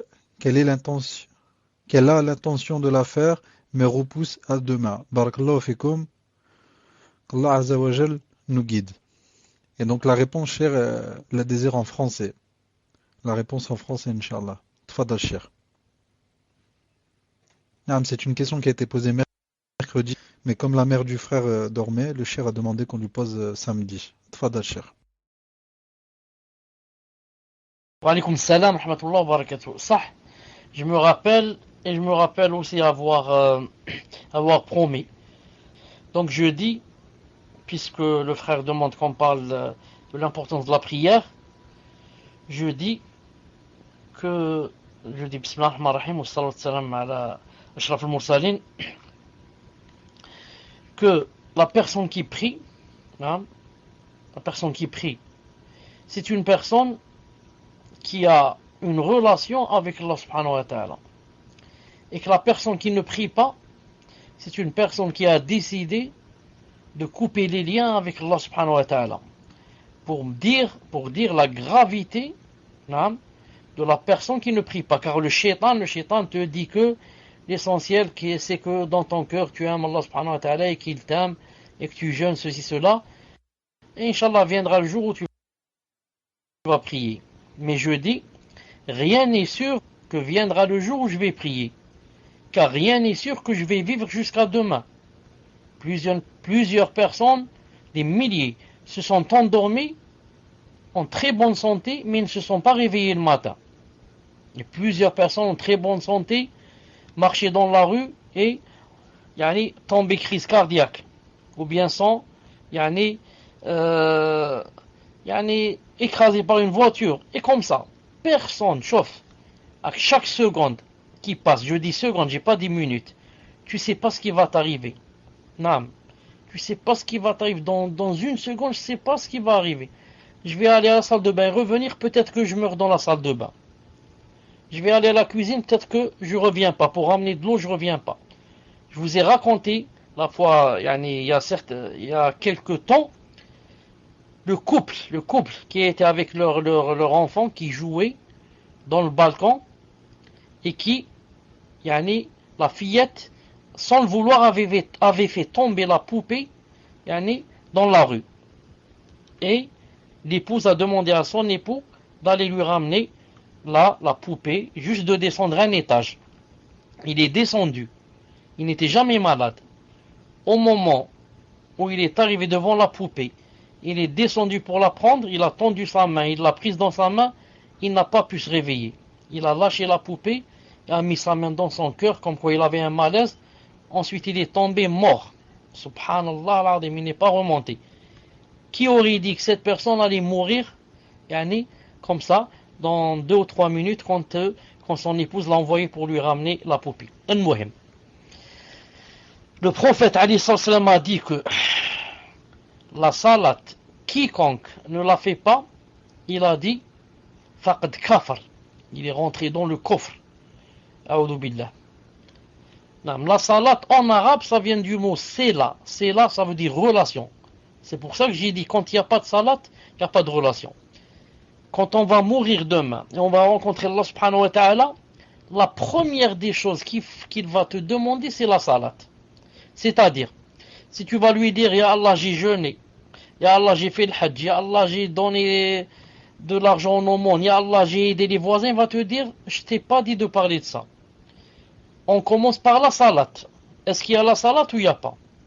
Le hadith a dit, s'il y a la salat, toutes les autres choses, plus ou moins, s'il y a des fautes, plus ou moins, Allah subhanahu wa ta'ala va faire passer. Mais s'il n'y a pas la salat, c'est très grave. C'est très grave. C'est pour cela que Allah ta'ala a dit dans un verset dans le Coran, il a montré, en disant, il a dit que, Yom al-Qiyamah, il a dit que lorsque les gens du paradis vont entrer au paradis, il a dit, ils vont se demander, comme nous on demande la famille, où est X, où est Y, tout le monde veut savoir où sont les gens, est-ce qu'ils sont tous dans le paradis ou dans l'enfer, surtout nos connaissances. Il a dit, ils vont savoir de certains gens qui sont en enfer. Alors ils vont aller leur rendre visite en enfer. Quand ils vont aller en enfer pour leur rendre visite, ils vont leur demander, ils vont leur dire, sans rentrer en enfer bien sûr, ils vont leur dire, qui vous a amené ici? Quelle est la cause qui vous a fait rentrer en enfer? Qu'est-ce qu'ils vont répondre les gens de l'enfer? La première phrase, ils vont dire, Lam naku min al-musallin. On ne faisait pas la prière. Wa lam naku nut'imu al-miskin. Et on n'aidait pas les pauvres à les nourrir, etc. Mais la première des choses avec laquelle ils ont commencé, qu'est-ce qu'ils ont dit? Lam naku min al-musallin. On ne faisait pas la prière. Celui qui ne fait pas la prière, s'il meurt, il meurt dans un état très grave. Très très grave. Si on prend de l'avis qui dit qu'il n'est pas kafir, mais vraiment, ce sera très très grave pour lui. Ça, si on ne dit pas, il est kafir. Si on dit qu'il est kafir, ça veut dire qu'il ne sortira jamais de l'enfer. Mais si on prend de l'autre avis qui dit qu'il est musulman, malgré cela, ça veut dire qu'il a fait un péché très très très très grave. C'est le deuxième péché le plus grave après le shirk. Vous savez que la salat, c'est le deuxième pilier. Le premier pilier pour entrer en islam. On fait la shahada, ensuite il y a la salat. Maintenant, s'il n'y a pas la salat, donc ça veut dire j'ai cessé toute relation avec Allah. Comment demain je vais lui demander de me faire entrer au paradis ou bien de me donner des choses ou des choses? Il va me dire, tu n'avais aucune relation avec moi. Pourquoi Allah Ta'ala a donné cette salat, plutôt l'a ordonnée? Pour qu'on prouve, que quoi? Qu'on est sincère avec lui. 5 fois par jour, on va se confesser. On va mettre nos genoux à terre. On va poser notre front à terre. Et demander, Ya Allah, pardonne-moi. Ya Allah, aidez-moi. Ya Allah, guérissez-moi. Ya Allah, j'ai un problème. Ya Allah, ceci, cela. 5 fois par jour, on va vers lui. La personne qui décide de ne pas prier, ça veut dire quoi? Ça veut dire chaque jour que Allah subhanahu wa ta'ala fait, 5 fois par jour, elle loupe les rendez-vous avec Allah subhanahu wa ta'ala. Imagine combien de jours Combien de rendez-vous tu as loupé avec Allah subhanahu wa ta'ala, tu n'es pas allé vers lui. Ensuite, demain quand on meurt, on va pleurer, on va lui demander pardon, etc. Il va te dire pourquoi, quand tu étais en bonne santé, quand tu étais dans la vie, rien ne te manquait, dans ta maison, avec ta famille, pourquoi quand je t'appelais 5 fois par jour, tu ne venais pas? Pourquoi tu étais orgueilleux? Pourquoi tu étais fier? Pourquoi tu étais mutakabbir, arrogant? Pourquoi tu voulais pas venir vers moi? Non. Je demande à Allah subhanahu wa ta'ala le Tout-Puissant, qui nous aide tous à quoi? À faire la prière, et à la faire à l'heure. C'est la chose la plus importante. C'est notre capital. C'est notre capital. Si on t'a donné tout l'argent du monde pendant une journée, et que pendant cette journée tu n'avais pas fait la prière, tu es le plus grand perdant. Cet argent va finir, et tu vas rencontrer Allah en colère. À quoi ça sert? Mais si par contre, tu n'as rien eu pendant la journée comme bien, ni argent, ni tu es devenu riche, mais tu as fait des saintes prières à l'heure, qui est mieux que toi? Non. Qui est mieux que toi? Ne peut être mieux que toi que celui qui a fait aussi des saintes prières comme toi et a ajouté d'autres nafilas par exemple. Sinon, celui qui ne fait pas la prière, c'est vraiment grave pour lui. Je demande à Allah subhanahu wa ta'ala d'aider la mère du frère qui nous a posé cette question pour qu'elle commence la salat bientôt et qu'elle ne laisse pas le shaitan lui dire Inch'Allah demain, Inch'Allah après-demain, attends que tu termines la construction de la maison, attends que tu prennes ta douche, attends que j'aille au Hajj, attends que le Ramadan vienne et je commence, attends que ma fille se marie et je commence, attends ceci, attends cela. Et shaitan te fait souhaiter comme ça, espérer, et la qaddar Allah, la mort va venir subitement et tu vas te trouver dans un état affreux. Allah subhanahu wa ta'ala l'afiyya. Tfaddal. Question suivante, question d'une sœur. Assalamu alaikum, barakallahu fikum pour ce cours. Quand une sœur se fait ruqya toute seule, mais rencontre beaucoup de difficultés, en ce moment, peut-elle demander de l'aide ou cela est un manque de confiance en Allah? Doit-elle refuser de l'aide si on lui propose Inch'Allah? Tfadal Cheikh. Wa alaykum assalam wa rahmatullahi wa barakatuh. Si vraiment elle sait ou là elle sent que c'est une ruqya qu'il lui faut et qu'elle a essayé et que c'est difficile n'est pas arrivé, dans ce cas les savants lui ont permis Inch'Allah ta'ala de faire ruqya en se suffisant au ce qu'on peut. C'est pas tout le temps aller faire ruqya. Seulement à chaque fois où je sens que il faut la ruqya. Dans ce cas les savants ont permis, comme dit Cheikh Ibn Uthaymin rahimahullah. Et quand on nous donne de l'aide, en principe, si on nous propose de l'aide, en principe, on ne refuse pas, Inch'Allah ta'ala. Naam. Car ce qui n'est pas bien, c'est de demander sans contrainte. Mais si les gens nous proposent, il y a un hadith qui dit, il faut accepter, bi'idnillahi subhanahu wa ta'ala. Naam. Tfaddal. Et comme j'ai dit une fois pour la ruqya, j'ai dit, quand quelqu'un par exemple va rendre visite à quelqu'un, un frère va rendre visite à un frère, ou bien une sœur va rendre visite à une sœur par exemple, et elle sait qu'elle est malade, et que sa maladie, c'est peut-être une ruqya. Il ne faut pas qu'elle attende jusqu'à ce qu'elle lui demande la ruqya pour qu'elle ne la fasse pas sortir des 70 000 qui vont rentrer au paradis, comme vous connaissez le hadith. Mais, il faut que ce soit toi qui proposes, bi'idnillahi ta'ala. Naam. Ou alors, sans proposer, de mettre par exemple la main sur la tête et de lui lire sur le malade. On pose notre main sur sa tête ou sur son ventre par exemple, et on lui lit ne serait-ce que le Fatiha. Qui ne connaît pas, Alhamdulillah, Rabbil Alamin, Rahman Rahim, au moins le Fatiha, 7 fois par exemple. Ou lui faire des doigts comme ça. Ça c'est la ruqya. La ruqya, en arabe ça veut dire doua. Ruqya c'est doua. طيب تفضل. Question suivante, question d'une sœur. Assalamu alaikum wa rahmatullah Cheikh. Est-ce que tendre la main auprès de plusieurs personnes pour un intérêt commun, par exemple construction d'une maison, immeuble, etc., ou pour aider une personne en difficulté financière, entre dans le hadith du prophète sallallahu alayhi wa sallam, sur la demande et le bois porté sur le dos. Plus précisément, si c'est nous qui lançons une collecte. Barakallahu fikum wa jazakumullahu khairan. Tfadal Cheikh. Non, ça rentre pas. Ce qui rentre, c'est quand c'est pour nous. Si maintenant on demande aux gens d'aider pour aider d'autres gens, comprenez? On dit que il y a telle personne qui est malade et qui a besoin d'argent pour soigner, etc. On n'est pas rentré dans le hadith ou bien dans l'interdiction, car ça, ce n'est pas pour nous. Donc c'est comme si je n'ai pas demandé. Ça ne m'a porté aucun intérêt. Mais c'est pour une autre personne. Et c'est mieux dans ce cas. C'est bien et c'est mieux, car ça épargne la personne de la demande. Car au lieu qu'elle demande, c'est pas bien pour elle, c'est pas elle qui nous a demandé de demander et nous on a demandé pour elle. Mais allez, comme ça, on la contraint pas, Inch'Allah Ta'ala, à demander, bi'idhnillahi Ta'ala. Naam. Al-Jazairi, j'ai pas vu Louis Spert. Tfadal. Question suivante. Assalamu alaikum.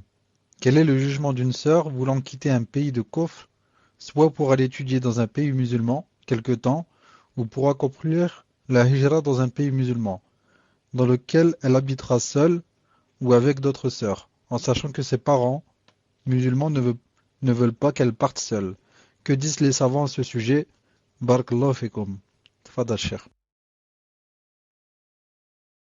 Je lis la question car j'entendais pas. Avant cela, je voulais dire une chose par rapport à la question passée, comme quoi on aide une personne sans qu'elle nous demande. D'après le hadith du prophète sallallahu alayhi wa sallam, qui se trouve dans Muslim, dans Sahih Muslim, où il a dit Man istata'a an yanfa'a akhah falyaf'al. C'est-à-dire quiconque peut aider son frère, qu'il le fasse. Donc c'est-à-dire que c'est pas la peine que lui il me demande. Dès que je peux aider, je l'aide. Comme j'ai dit tout à l'heure, pour par exemple, quand je vais chez le malade, je n'attends pas qu'il me demande de lui faire des doigts. Moi je lui fais d'emblée, directement. Et ici par exemple, dans le cas de la personne qui a besoin d'aide, j'attends pas qu'elle demande l'aide, mais moi je lui fais une collecte bi'idhnillahi subhanahu wa ta'ala. Wallahu alam. Taïb, quel est le jugement d'une sœur voulant quitter un pays de kufr, soit pour aller étudier dans un pays musulman quelque temps, ou pour accomplir la hijra dans un pays musulman? Les musulmans voulant quitter ça, dans lequel elle habitera seule ou avec d'autres sœurs, en sachant que ses parents musulmans ne veulent pas qu'elle parte seule. Que disent les savants à ce sujet? Barakallahu fikum. Les savants disent que si c'est pour la hijra, que la personne qui veut faire la hijra, c'est permis qu'elle la fasse sans mahram. Comme ça disent les savants, ils disent c'est une exception pour la hijra, car c'est pour sauver sa peau. Sauver sa peau. Ensuite, c'est dans le sens où le fait qu'elle reste dans le pays de kufr est plus grave que le péché qu'elle ferait en allant seule, en voyageant seule. Ensuite, il faut voir cette personne là-bas quand elle sera seule, ou elle habitera avec des sœurs ou je ne sais pas quoi. Il faut voir aussi si c'est une personne, disons, qui est sérieuse et qui sera loin des fitna, etc. Car se trouvant seule, ce n'est pas comme se trouvant avec sa famille qui la préserve. Il y a une grande différence. Des fois, la personne, quand elle se sent seule, il y a le shaitan qui vient et qui lui fait des waswas, etc. Il n'y a personne qui qui la surveille, qui la retient, etc. Tandis que dans la maison, avant de sortir, elle devrait demander la permission à son père ou à son grand frère ou je ne sais pas quoi. C'est pour cela que si cette personne veut faire la hijra, il faudrait qu'elle soit sûre de deux choses. qu'en allant là-bas, qu'elle serait en sécurité bi'idhnillahi ta'ala. Et que si elle reste dans son pays, elle risque de tomber, dans quoi? Dans les fitnas et dans les péchés, etc. Naam. S'il y a ces deux conditions, elle peut bi'idhnillahi ta'ala partir. Tfadlal. Question d'un frère. Salam alaikum wa rahmatullah, cher. Je vous aime en Allah. Je voulais savoir ce que vous avez dit au propos du verset 44 de Surat al-Fatr avec l'exemple du voyage en Égypte. Qu'en est-il d'être dans un endroit où la colère d'Allah est descendue? Barakallahu fikum qu'Allah vous accorde sa vision et vous place dans le plus haut degré de son paradis. Tfadal Cheikh. Wa alaykoum salam. Allah puisse Allah subhanahu wa ta'ala t'aimer en lui comme tu m'as aimé en lui. C'est quoi le numéro du verset pour que je cherche le verset? Car je me rappelle pas maintenant c'est quoi le verset. Et qu'est-ce que tu as dit pour l'Égypte? Qu'est-ce que ça veut dire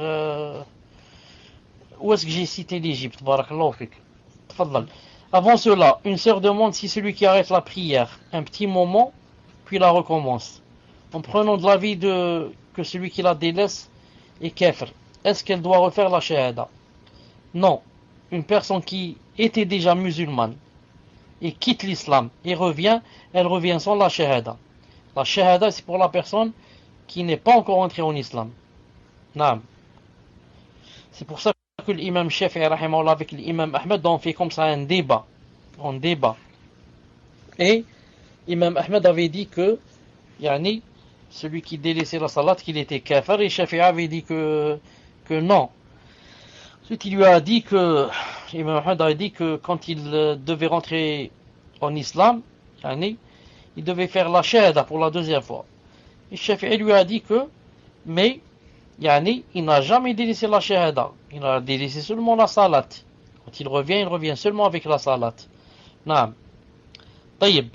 C'est quoi donc le verset et pourquoi il a cité l'Égypte? Fadlan. Par rapport à l'Égypte, cher, c'est un exemple qu'il a pris par rapport à la colère d'Allah. Il veut probablement parler de Pharaon avec Moussa, alayhi salam, et ce qui s'est passé à l'époque. Wallahu a'lam. Tfadal Cheikh. Oui, mais tu m'as pas encore dit quel est la sourate et le numéro du verset. J'ai pas entendu ça. Tfadal.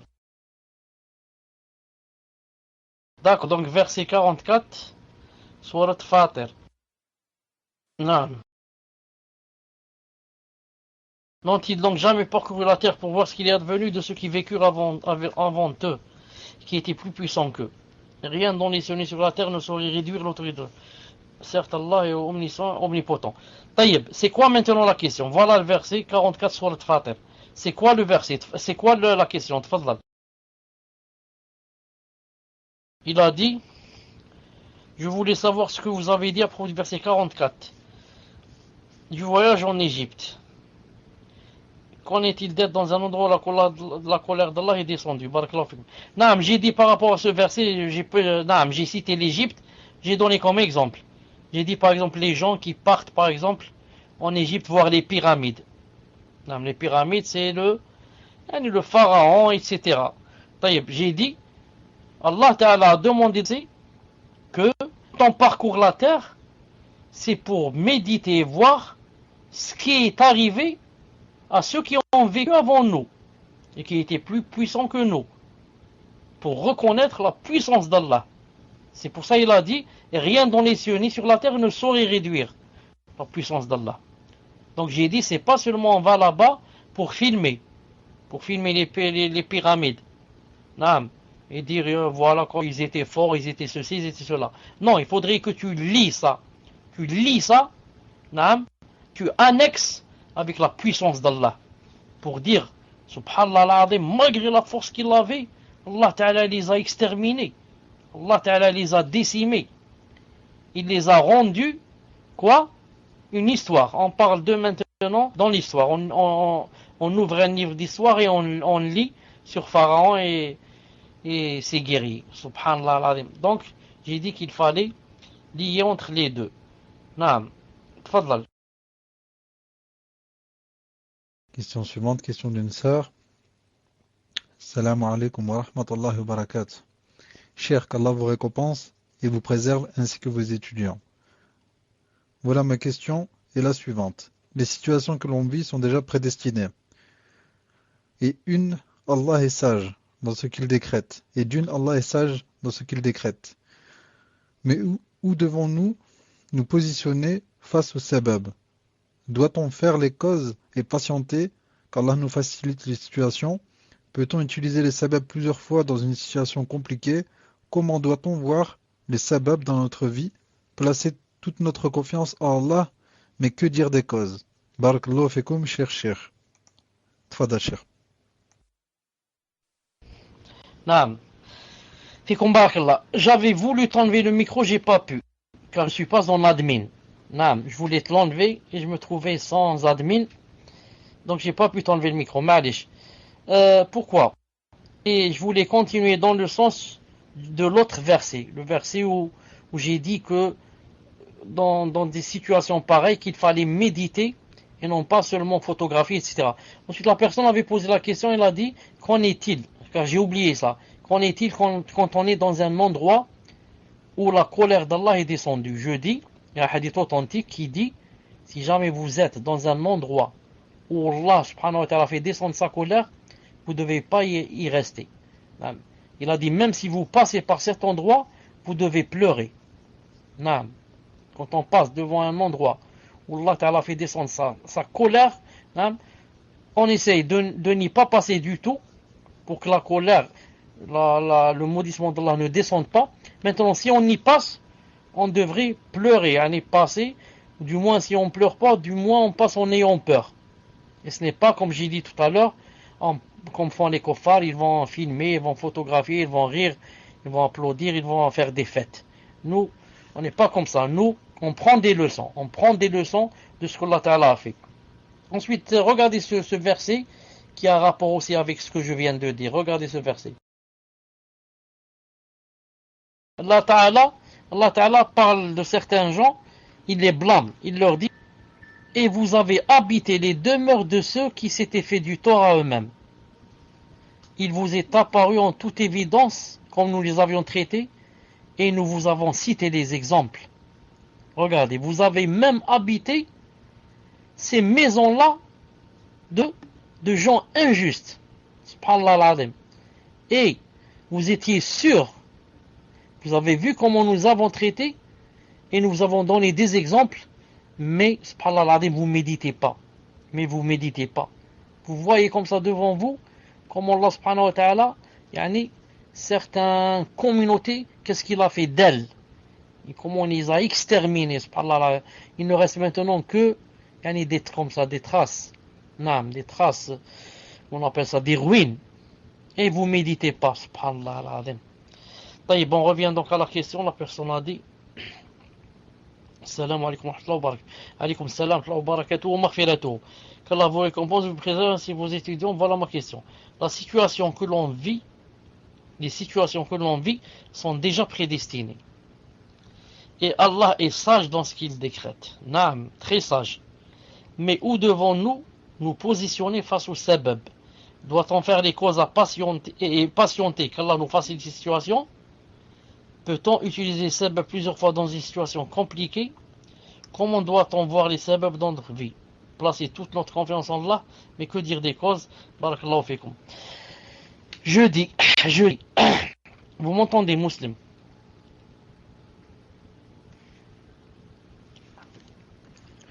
Non, je dis, le musulman est au milieu. Ni il se base sur les causes seulement, ni il renie les causes. Il est au milieu.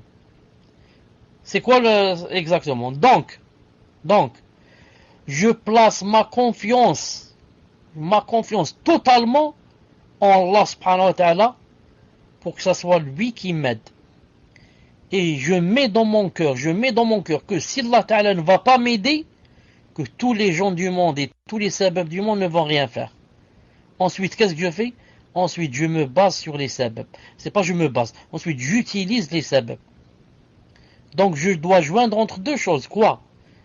Dans mon cœur, il y a le cœur et il y a les... Comment ça s'appelle ça? Les gestes.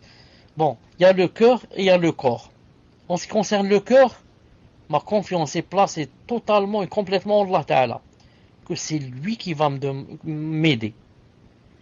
Et je fais même des doigts à Allah Ta'ala pour qu'il m'aide. Ensuite, avec mon corps, je prends des causes, je fais des sabab. J'ai cité la fois passée que Marie, quand elle a accouché, elle était dans un état, vous savez, la femme quand elle accouche, comment qu'elle est faible, etc. Et Allah Ta'ala lui a demandé de faire bouger quoi? De secouer le tronc. Donc, de faire des sabab. Donc, sont dans la faute deux sortes de gens. Celui qui se base seulement sur les sabab, il oublie Allah subhanahu wa ta'ala. Il croit que c'est les sabab qui vont le sortir de son problème, par exemple. C'est la première sorte de gens qui se trompent. Et la deuxième sorte de gens qui se trompent, c'est celle qui oublie. Qu'est-ce que j'ai dit la première, celle qui se base seulement sur le sabab. Et qui oublie Allah subhanahu wa ta'ala. Et la deuxième sorte, celle qui se base seulement, met seulement dans son cœur que c'est Allah qui donne les choses sans se tourner vers les sabab. Il dit, il n'y a pas de sabab. Si Allah ta'ala a écrit dans la table préservée que j'aurai un enfant, même si je ne me marie pas. Ou alors s'il est marié, j'aurai un enfant, même si je n'approche jamais ma femme. Si Allah Ta'ala a écrit que j'aurai un enfant. Et celui qui fait comme ça, ou alors il dit, si Allah Ta'ala a écrit que le risque, la subsistance va venir, et l'argent va venir, je vais rester à la maison sans travailler. Je ferme les portes, et le risque va tomber du ciel. Ces deux sortes de gens sont dans la faute. Mais n'est pas dans la faute celui qui prend des deux. Dans son cœur, il sait que c'est seulement Allah Ta'ala qui va l'aider, et il demande à Allah Ta'ala de l'aider, et avec son corps, il prend de quoi? Il prend des sabab, Inch'Allah Ta'ala. Tfadal. Question suivante, question d'une sœur. Salam alaikum wa rahmatullahi wa barakatuh, cher. Je suis divorcé du père de ma fille qui a 1 an et demi, et je voudrais savoir ce que dit la charia concernant sa garde si je fais hijra après m'être remarié, Inch'Allah. Doit-elle rester en France avec son père ou partir avec moi dans un pays musulman? Tfadal, cher. Wa alaykum salam wa barakatuh. En islam, l'enfant quand il n'a pas encore 7 ans, il est avec sa mère la nuit, avec son père pendant la journée. Quand il n'a pas encore 7 ans, après 7 ans, c'est lui qui décide où il va, à condition qu'il choisisse le meilleur des deux dans la religion. S'il choisit celui qui boit l'alcool ou bien, non, on lui enlève, même s'il l'a choisi. Mais pendant la journée, comme je disais, il serait avec son père, car c'est son père. Il a été la cause de sa venue. Comment il sera privé de lui? Reste que, si maintenant, l'un des deux va faire la hijra, vous savez que la hijra est obligatoire, surtout pour certains gens. Maintenant, faisons la hijra. Donc, elle va priver son père de cet enfant. Donc, on peut dire aussi pourquoi alors le père n'a pas fait hijra. Le père aussi donc doit faire la hijra. Quelqu'un va dire peut-être le père a des excuses. Peut-être le père a des excuses et il ne peut pas faire la hijra. Pas tout le monde peut la faire. Donc moi, si ma femme va partir avec son enfant, je vais être privé de mon enfant. Maintenant, est-ce que il est permis à la personne qui va au conjoint, l'un des deux, que ce soit elle, que ce soit lui, est-ce qu'il est permis, s'il va faire la hijra, de prendre l'enfant avec lui? Cette question, Inch'Allah Ta'ala, je vais la noter pour que je vous donne la réponse, Inch'Allah Ta'ala, très bientôt. Car je n'ai jamais pensé à cette question.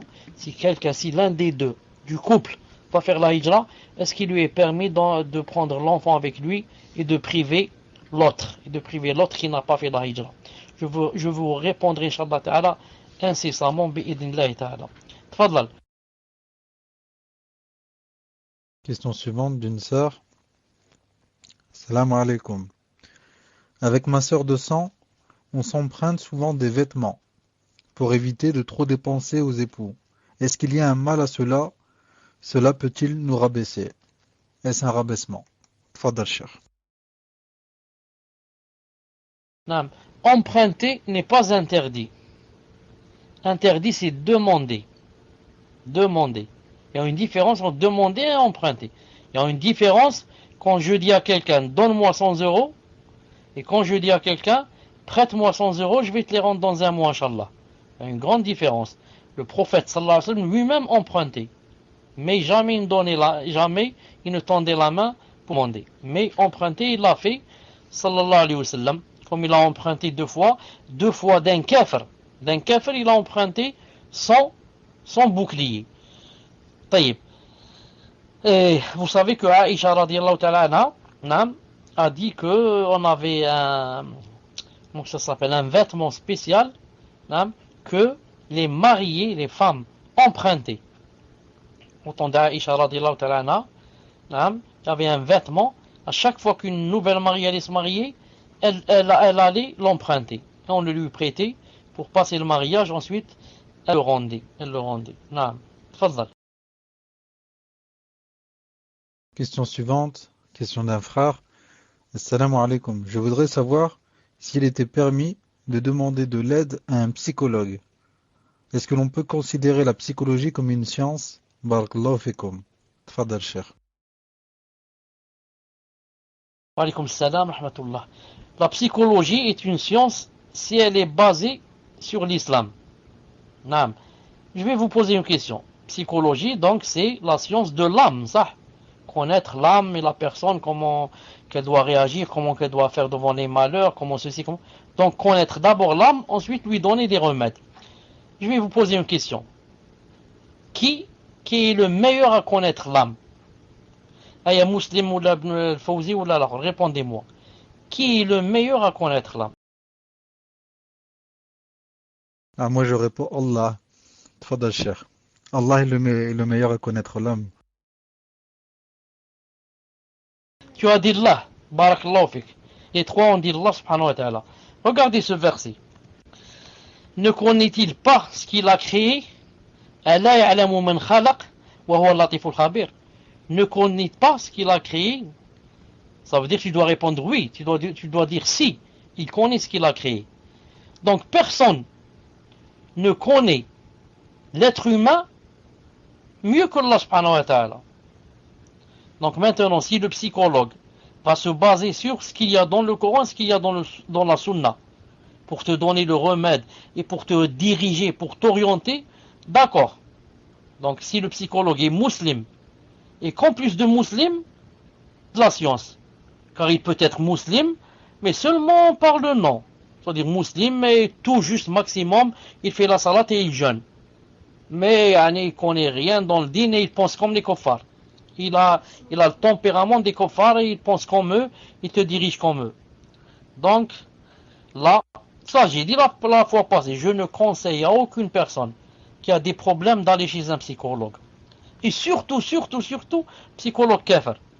Au lieu de te dire et de t'orienter d'après les préceptes d'Allah Ta'ala et de ce qu'a dit le prophète sallallahu alayhi wa sallam, non, il va t'orienter d'après ce qu'a dit Freud ou la Freud en allemand, et d'après ce qu'a dit Nietzsche, en allemand, je dis le mot en allemand, et d'après les savants des kuffars, ce qu'ils pensaient.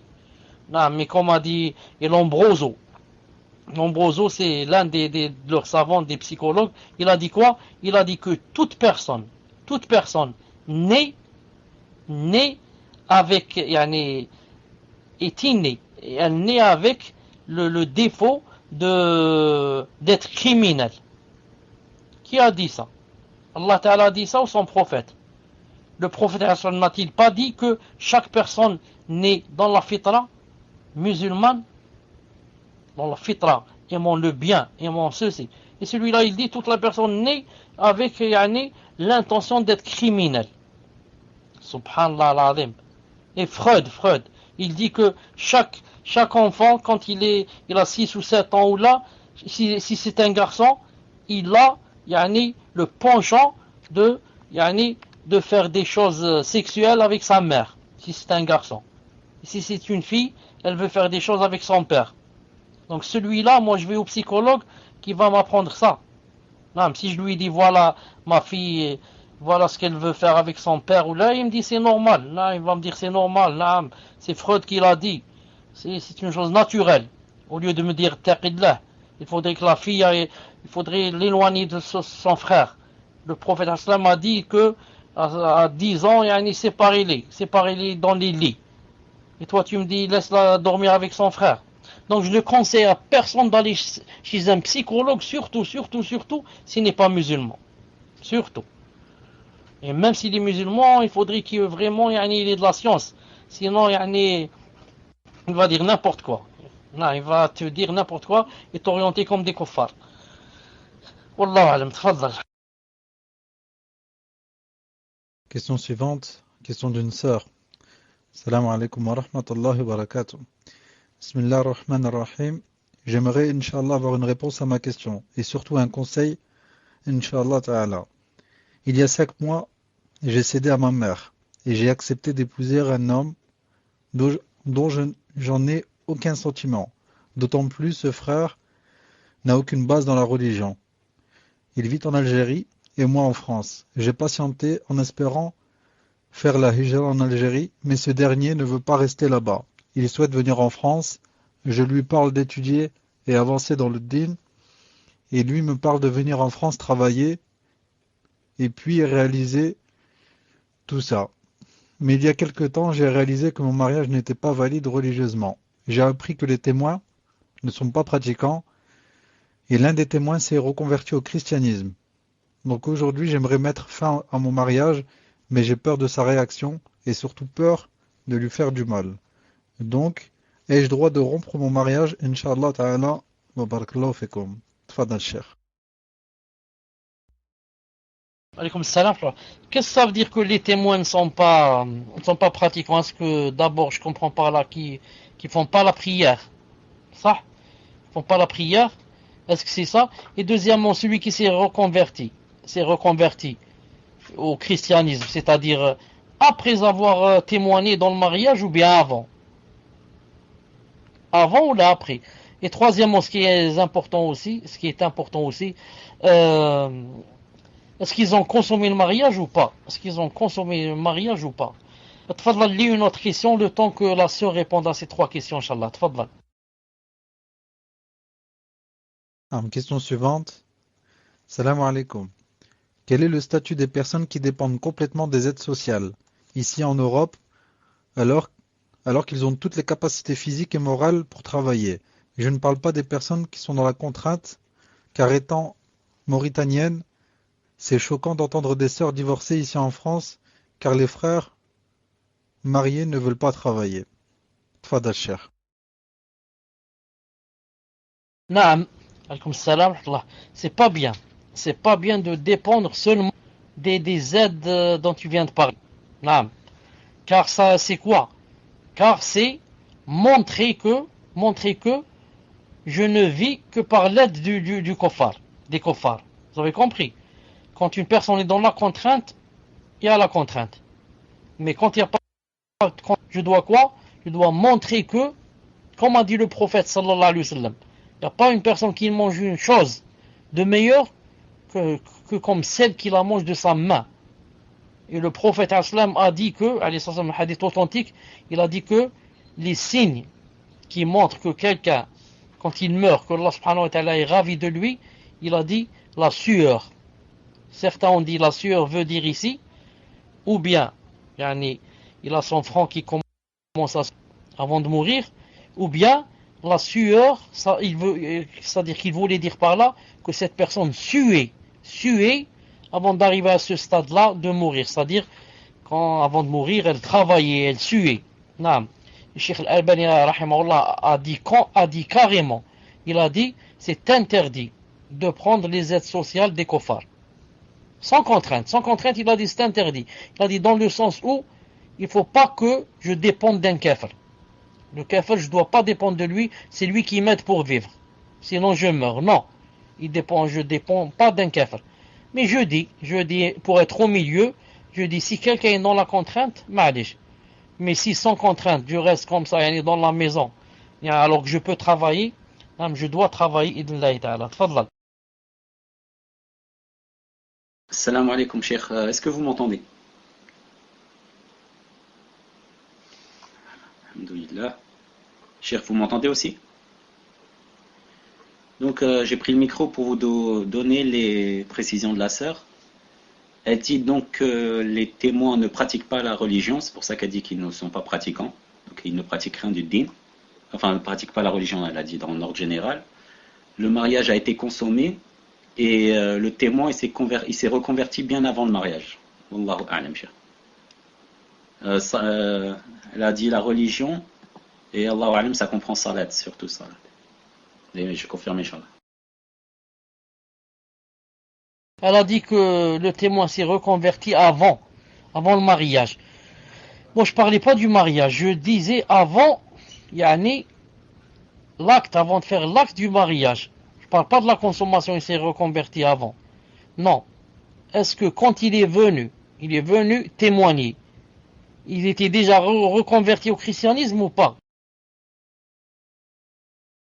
Naam, Cheikh, c'était ça que j'entendais par mariage, c'était quand il est venu faire l'aqd. Donc si je comprends bien, tu veux dire que quand il est venu faire le aqd, il était déjà chrétien. Tfadlal. Naam, Cheikh, la sœur me confirme qu'il était chrétien bien avant ça. Allahu a'lam. Je vous dis une chose. Certains savants, et c'est ce qu'a dit Mia, et c'est Inch'Allah Ta'ala l'avis le plus juste, il a dit, vous savez que les deux témoins, c'est une chose obligatoire pour faire l'acte de mariage, les deux témoins. Et les deux témoins, bien sûr, doivent être fiables. Mais Cheikh l'Islam ibn Taymiyyah rahimahullah, a dit, si jamais une personne, pendant l'acte de mariage, n'a pas fait venir de témoins, mais a propagé son mariage, a fait la fête, avant de consommer le mariage, a fait la fête, a invité les gens, etc. Parmi les gens qu'elle invite, bien sûr, il y a au moins deux musulmans qui pratiquent ça. Il a dit dans ce cas, ça remplace les deux témoins. Il a dit, c'est mieux que de faire venir comme ça deux témoins. Il a dit, si on va faire la fête, ça suffit, il a dit, ça suffit. Personne parmi les gens présents ne pratique, à part mon père. Non. Dis-lui que je ne parle pas du moment où ils ont fait l'aqd. Mais je parle de la fête qui précède la consommation. S'il y avait eu une fête qui précède la consommation, dans cette fête, il y a deux témoins, il y a deux personnes qui pratiquent, qui ont su que tu étais marié. Que c'est pourquoi on est venu dans cette fête, parce que telle fille de notre voisin s'est mariée. Donc ils ont témoigné. Dis-lui s'il y a ça. Donc s'il n'y a ni les deux témoins mariage, ni une fête où il y avait de pratiquants, donc son mariage, il est caduc. Non, son mariage, il est caduc. De toute façon, je vois que cette sœur, Allah subhanahu wa ta'ala alam, ne veut pas continuer avec ce et qu'elle n'a pas de sentiment envers lui ou peut-être le déteste. Donc je lui conseille, si elle peut, si elle est sûre de ne pas pouvoir continuer avec lui et de ne pas lui donner son haq, il vaut mieux que tant que c'est encore frais, tant que c'est encore nouveau, de voir avec ses parents comment arrêter et comment demander à quelqu'un de les séparer bi'idhnillahi ta'ala. Naam. Wallahu ta'ala alam. Tfaddal. Question suivante. Salam alaikum wa rahmatullahi wa barakatuh. Question d'une sœur. C'est une réflexion par rapport au cours de ce soir. Donc la sœur dit, est-ce que vous avez compris, entendu comme moi, le fait de demander aux morts, de demander à Allah et du shirk? Je ne sais pas si j'ai bien compris ce qu'il a voulu dire. La tournure de la phrase, je n'ai pas bien saisi. Je crains que ça soit mal compris, wallahu alam. En fait, j'ai entendu, c'est comme s'il avait dit qu'il y a une différence entre le fait de demander aux morts et le fait de demander aux morts de demander à Allah. Comme je l'ai entendu, j'ai compris que demander aux morts, de demander à Allah est moins grave que de demander aux morts. Enfin, comme je l'ai entendu, je crains que ce soit mal compris pour les auditeurs. Qu'en dites-vous, s'il faut le signaler au cheikh de repréciser ce point? Tfadal cheikh. Non, maintenant, je me rappelle pas très bien ce que j'ai dit. Je dis que des fois, la personne demande au mort de lui donner. Elle dit, elle parle carrément avec le mort. Elle lui dit, donne-moi ceci, donne-moi des enfants, donne-moi ceci. Non. Et il y a des fois, on demande à Allah subhanahu wa ta'ala par l'intermédiaire, c'est-à-dire que, yani, pour la personne, ce mort, c'est un bien élu, par exemple. C'est un wali. C'est un wali. Et, yani, je demande qu'il demande à Allah subhanahu wa ta'ala de me donner. C'est-à-dire une sorte d'intercession. Je demande à cette personne qu'elle demande à Allah subhanahu wa ta'ala de donner, car dans mon cœur, je me dis que cette personne, c'est un élu, c'est un bien-aimé, donc Allah subhanahu wa ta'ala ne va pas refuser. Allah ta'ala ne va pas refuser ma demande. C'est pour ça que les savants ont dit que si quelqu'un, par exemple, demande comme ça, ce n'est pas comme par exemple quelqu'un qui tourne autour de la tombe, naam, et demande à Allah subhanahu wa ta'ala de lui donner une chose. Il va tourner autour de cette tombe qui est quoi? Qui est la tombe d'un élu, par exemple. Il dit dans ce cas, il n'a pas fait de shirk. Dans ce cas, il a fait une bid'a. Dans ce cas, il a fait une bid'a. Mais s'il demande au mort, s'il demande au mort de lui donner, ou alors d'intercéder, alors que cette personne est déjà morte, ça rentre dans le shirk. Je pense que c'est ce que j'ai dit, wallahu ta'ala a'lam. Tfadlal. Alors, question suivante, question d'un frère. Salam alaikum, Abu Abdillah, fizakumullah. Peut-on prendre de ces chouyours? Donc les noms des chouyours, chers, ils sont tous cités sur le PV. Donc je vous laisse les lire, Inch'Allah. Vous répondrez directement si vous les connaissez. Et le frère dit, je vous demande juste si on peut prendre deux dans le ilm, Inch'Allah. Jazakumullah khayran. Tfadal, cher.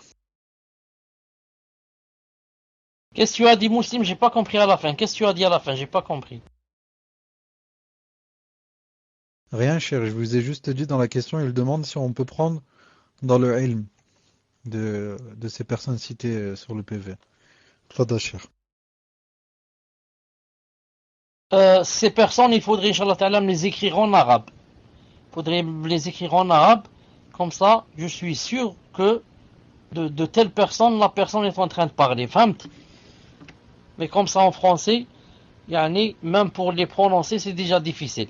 Donc je demande, Inch'Allah ta'ala, si c'est possible de les écrire en arabe, idnillahi ta'ala. Maintenant, il est minuit et quelques. Naam. Inch'Allah ta'ala, est-ce que tu as une dernière question, Inch'Allah ta'ala, tfaddal. Ah, mes chers, Inch'Allah, je voulais une dernière question. Et j'ai remarqué qu'au-dessus, je m'étais trompé, je vous avais écrit 22h45. Et les autres admins, personne n'a remarqué l'erreur. C'était 23h45. Donc je vous donne la dernière question, Inch'Allah. Salam alaikum wa rahmatullahi wa barakatuh. Est-ce que le fait de dire à une personne, si tu as de l'argent de la zakat, je connais un frère dans le besoin, sachant que c'est en fait pour lui, est-ce que ça rentre dans le hadith? Tfadal, cher.